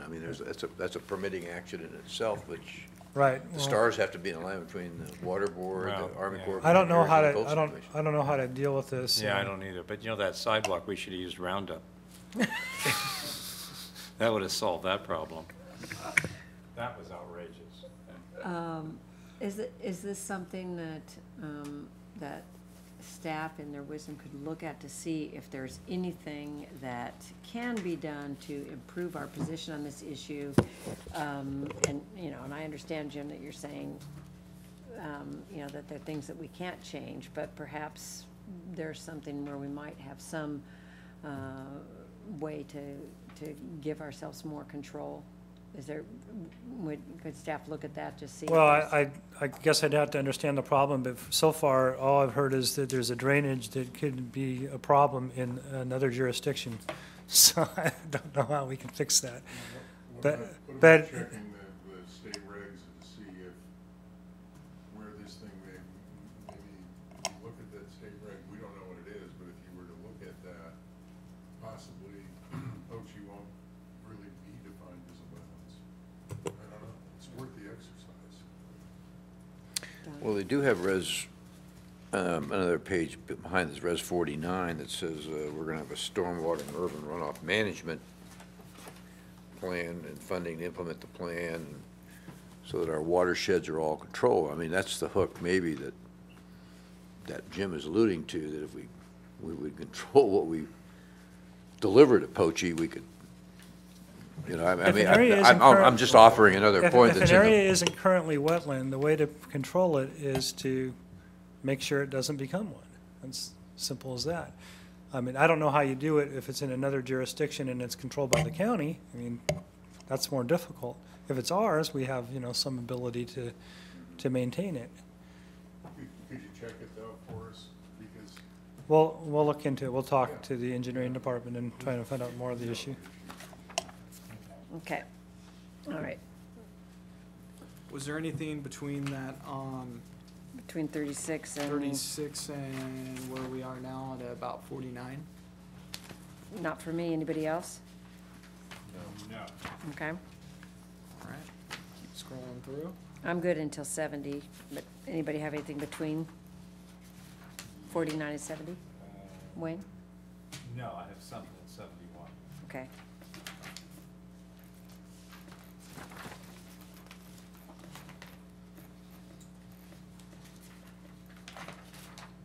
When we get to 70, and actually, I don't know whether it's 69 or 70.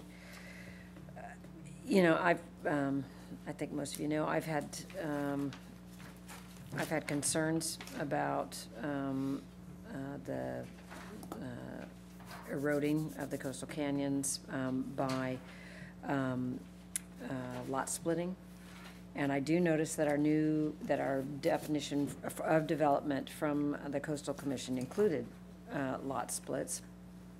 But you know, that is not enough to prohibit lot splits from increasing density and impacts on the coastal canyons. I would like to see us, whether it's here or whether it's in Chapter 5, address that in some way. It's not, there are only a few individual lots that this would apply to, but you might remember that we had some discussions. Jim gave some examples of situations where somebody could purchase 3 lots and then split them and have 4, and we could increase density and the impact on the canyons in that way. So, you know, I have a concern about that, and it doesn't seem like we have protections in place.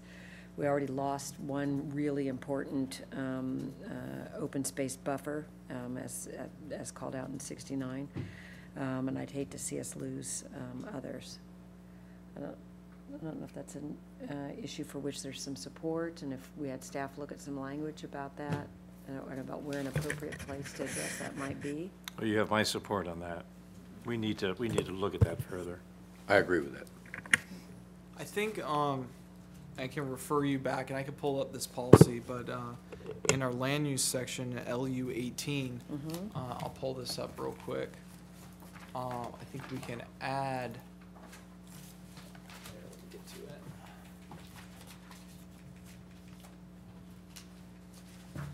Ah, Wrong okay. chapter. Did I say chapter 2? It's Uh-huh. chapter 2. Yeah, and I'm reading LU18. lot combinations and mergers. So yeah, I think we could include and subdivisions. Right. Impact community character, but also wouldn't it be not just community character, but you'd want to add in something about, you know, impact, the open space, canyon, blah, blah. Yeah, so maybe it could be kind of mirror that in some shape or form. Oh, I see, take the into- same language and mirror it. Yeah. Got it. Right. That's Okay. good. That's good That'd be great to see. Sorry it's taking me so long to get to it, but here it is here. Right. This Yeah. was under the direction of the Coastal Commission and their intent to, they've seen, either larger lots created, buying two lots next to each other where it's normally a smaller community, and then building a McMansion there. So avoiding that, and I think, in the same respect, addressing Chair's mentioning in terms of, canyon degradation, and then also that character of that neighborhood where you're, making it more intensifying that area, so. Okay, great. Thank you. 18 here and 69. I'll probably insert it Okay. there, If we can see that the next in the, round, that'd be great. right around Res 70. What's the I don't know that I have any more for this chapter. Do you have one, Wayne? 71. 71. Oh, I'm sorry, you said that earlier. I have 71, and I wanted to speak about it a little further because I've had some communication with staff on this. Mm-hmm. No, you're fine. And the staff has indicated that in fact this will be in the implementation plan. However, I did want to point out, and we're not going to discuss chapter 5 yet, but in chapter 5 and 5-13, for design of bluff retention devices, they did go down and specifically talk about the color to be used, and it should have a natural look and should be drop tolerant, non-invasive vegetation. So, if in fact that is in here, why don't we also put it in here? Even though you said before that it would be in the implementation plan for REPS 71. It's has -31. Which is referred to. So I think it's, It seems like maybe repetitive, right? well, no, this is for bluff retention devices, versus this is. It's drainage. Drainage devices. So you already covered what I was concerned about before, and while you said we put it in the implementation Yeah. plan, you put it in here. Well, maybe it was just a communication problem, because if you look at this section in the zoning code, it's real specific and several pages long.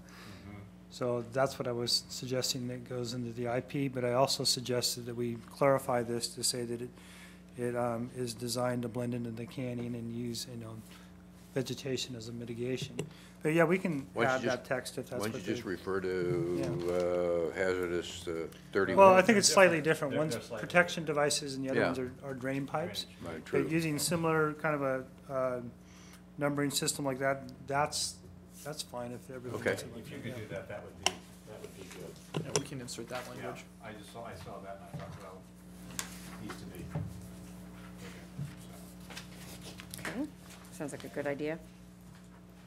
Do we have any more comments for the chapter 4? I have one comment on public view corridors, and that's RAPS -91. Required street trees, and I like to have more than just street trees. Planted along designated public view corridors have narrow form and open structure to allow greater visual access. And again, I think we should open up to more than just street trees, because if you look at the vista from Linda Lane and the street going down there were trees that were planted in the vista there, and before the vista was that wide, and now it's this wide. And these were trees that were planted by the city, and we really need to take a look at those. So you're talking about trees planted on public land, not private? Right, well, this is talking about street trees along designated as public view corridors, and I'd like to add more than just street trees, but street trees that are planted on vistas that are public land, because that to me was just a real mistake to put in those trees that really obscured the vista of Linda Lane looking to the ocean. Is this the text that's currently in the general plan regarding this? Yeah, it is. The Yeah. Design? That's the problem with it. It's approved general plan language. Yeah, do we need a general plan amendment? Or do you need a Well, you res? don't have to, I You mean, mean a there's a res lot of 93? policies in here that aren't general plan policies. So you can put res 93 in there. So it's up to you. It would no longer be a verbatim policy from the general plan, but And What this about- actually takes precedence over the general plan, right? in the coastal zone. In the coastal zone. Why don't we just put in a Res 93 to, rather than mess with a general plan? Public view vistas. Public view vistas. And with And the I'm- wording that, I'm fine with that as long as we're only talking about plantings on public land, which it Mhm. sounds like you It are, is Wayne, public so land. that's, yeah. Oh, it is public land. I would support a, Suggestion is to add a new policy 93 for vistas. public view vistas. And just, and without street trees, prior, that trees planted along that narrow form. That way you kind of dance around the general plan, you don't have to worry, mess with it. Yeah, that's a good idea. I have a question on that, too. Go ahead, Michael. Speak up. Yeah, I think that Res 91 is fairly controversial, considering what's been going on relating to this. The first question I have is trees planted, street trees. Is the implication of street trees as trees planted by the city and owned by the city? Yeah. Uh-huh. And then, street trees should be carefully placed and properly pruned. Does that mean that the city will do that? Yes. Hopefully. So if a citizen says, you know, these things are blocking this view corridor, then he could petition the city to do a trimming? He could certainly bring it, he or she could bring it up to the city as long as it's a public view corridor and not their own personal view. Yeah, no, I'm with Wayne on some of You these. just call Some of these maintenance. corridor views have gotten really pinched. The next question I have relates to our last planning commission meeting regarding the view from the freeway. Is that at all connected to a view corridor that we talked about, that you want to see the ocean as much as possible? And does that notion fit into this document? Well, that's not in the coastal zone, number one. That particular project's not in the coastal zone.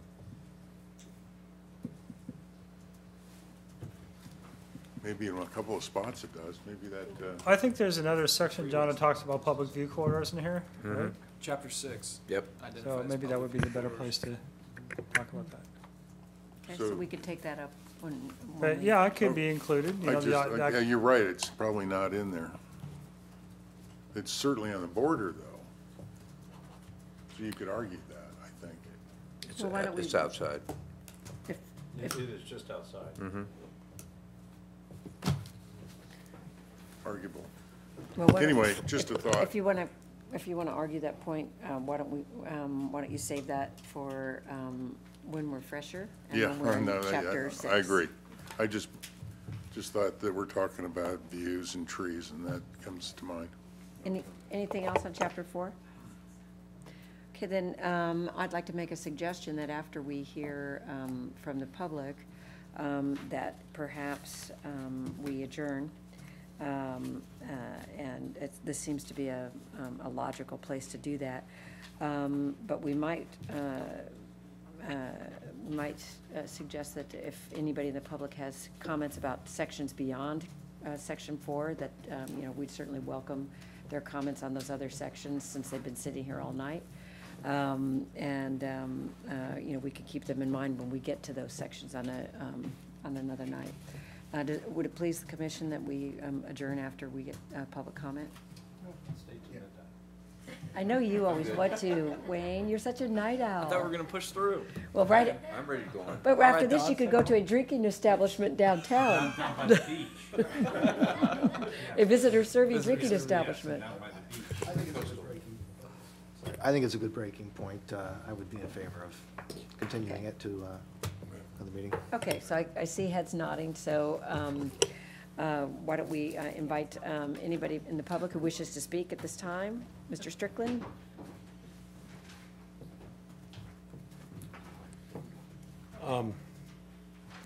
It certainly is a complex and difficult subject, what you've been dealing with, and it's interesting to watch the back and forth with everybody here. And just because it is so complex and difficult.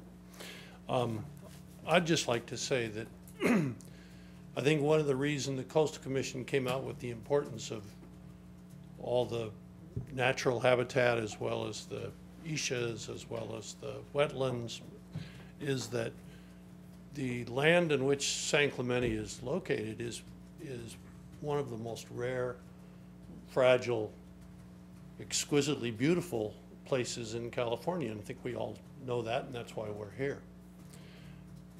But, and that's disappearing. The natural habitat of where we're at is disappearing at a dramatic rate, so much so that it's one of the most endangered zones in the world because of high property values, because of everything else that goes along with it. And I think it's good to hear the discussion. Sometimes I go, oh yeah, sometimes I go, oh no. But it's good to hear the discussion, because if you don't hear the discussion, then it would be going any way anybody wants it to, as happens sometimes on weekends. You come back and find a whole hillside has been denuded of all the natural habitat, and stream beds have been, taken away, and things like that, which is harmful to everybody, because we moved here because it's beautiful. We moved here because the canyons are gorgeous. We had a canyon concern meeting sponsored by the city probably 10 years ago that I went to, and I asked how many coastal canyons are there, and nobody knew. So we've traveled a long way.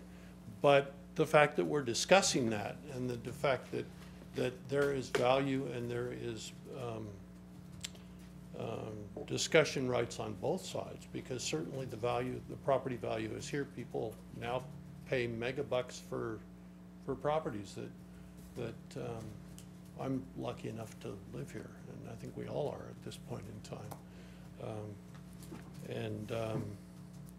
So I just say keep arguing and keep the idea as to why we value San Clemente.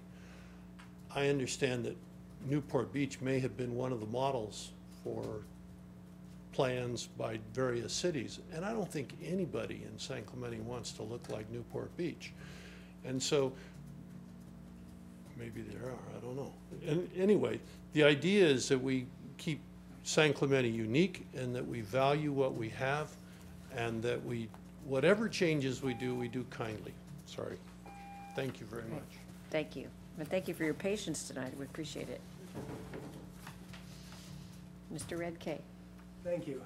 Thank you for rewarding me by staying here to give me comments, because I have nothing to say about Chapter 4, but I do want to emphasize the comments that I made with regard to Chapter 5. And it was when John put his slide up at the very beginning where he said hot topics, and one of them was protective structures. I mean, to me, that's one of the things that bothered me the most in reading the draft, because I thought that the draft, while it has too many words, it's like the movie where someone said Mozart had too many notes. I just think there are too many.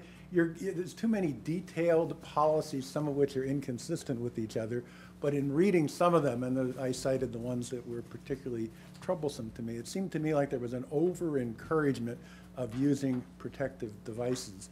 And John had a note that it's a hot topic, but the Coastal Act expressly allows protective devices. And fortunately, one of the provisions of the Coastal Act policies that you're expressly incorporating in here is Section 30253, which, as I read it, basically says new development cannot allow protective devices that will alter the bluff form. And I think that's the principle that one ought to have in mind. And there are places that the draft says that, but then there are other places where I think it says something that's inconsistent with that. And partly it's around this concept, which is in a couple of the different provisions, that suggests that, well, if you need to have a protective device to allow a single-family home on every lot, that you have to do that because otherwise you'll have a taking. Well, again, I'm burdened with having been a lawyer, and I've done takings cases, and I've argued in the Supreme Court, and I think I understand the law, and trust me, you go to your own lawyers for advice, but the takings clause does not require that every lot have a development, and I could I go on a great length about that. And I don't think I think this group and the city ought to be deciding what's right to protect San Clemente in the ways that Mr. Strickland talked about. You shouldn't be talking about, well, does this involve a taking or not? I mean, 9 justices of the Supreme Court, I've got each one of them has a different idea of what a taking is. And I don't think that's what your policies ought to be aimed at. Your policies ought to be, let's keep San Clemente the beautiful place that it is. And if somebody decides that a regulation that you're properly enforcing is a taking, then you can talk about it, you can negotiate, you can go to court, your lawyers can defend, you can do what you want. But I don't think that's your job to say, oh, we've come up with this great plan and the Coastal Act has got all these provisions, but we can throw them out the window because some developer's saying he's going to sue us for a takings clause. I mean, I just don't think you should go overboard that way. And one of the things I did when I looked at this to see whether I was being paranoid is I went on the internet to see what other cities have been doing with their land use plans, and I cited a couple of them in my letter. But today I decided, well, I only saw 2, and they really were the first 2 I looked at. One was Santa Monica, which is very, as you can imagine, strict on development and not allowing protected devices flatly. And then Solano Beach has got a sort of a more nuanced view, but I think either one of them is preferable to what I saw in this draft. So I looked today at a couple more, and I looked at Newport Beach.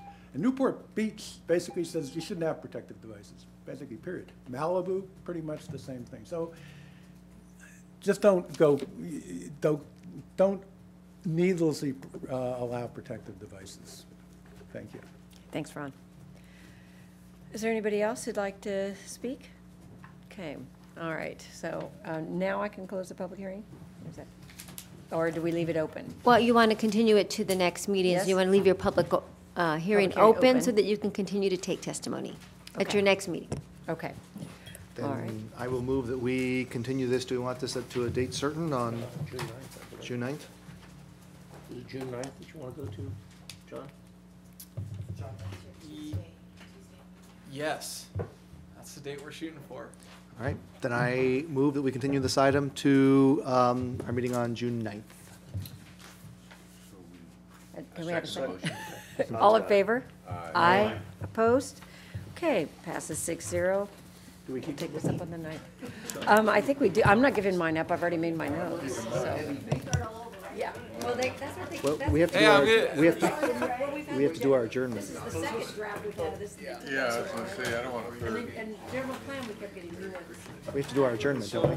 Don't we have what? We still have to adjourn, don't we? Talk tomorrow. Oh, I'm back. I'll go ahead and move. Don, Wayne, Hold it. we continued this, but we have not adjourned yet. I'm going to make a motion So- because we haven't adjourned yet. Gentlemen, if we could just have a minute, Jim just brought it to our attention, we haven't adjourned yet, so, So I will, if there's no new business or old business or reports, I'll move that we adjourn to the adjourned regular planning commission meeting to be held at 6 p.m. on May 20th, 2015 in council chambers at City Hall located at 100 Avenue Presidio, San Clemente, California. Second. all in favor? Aye.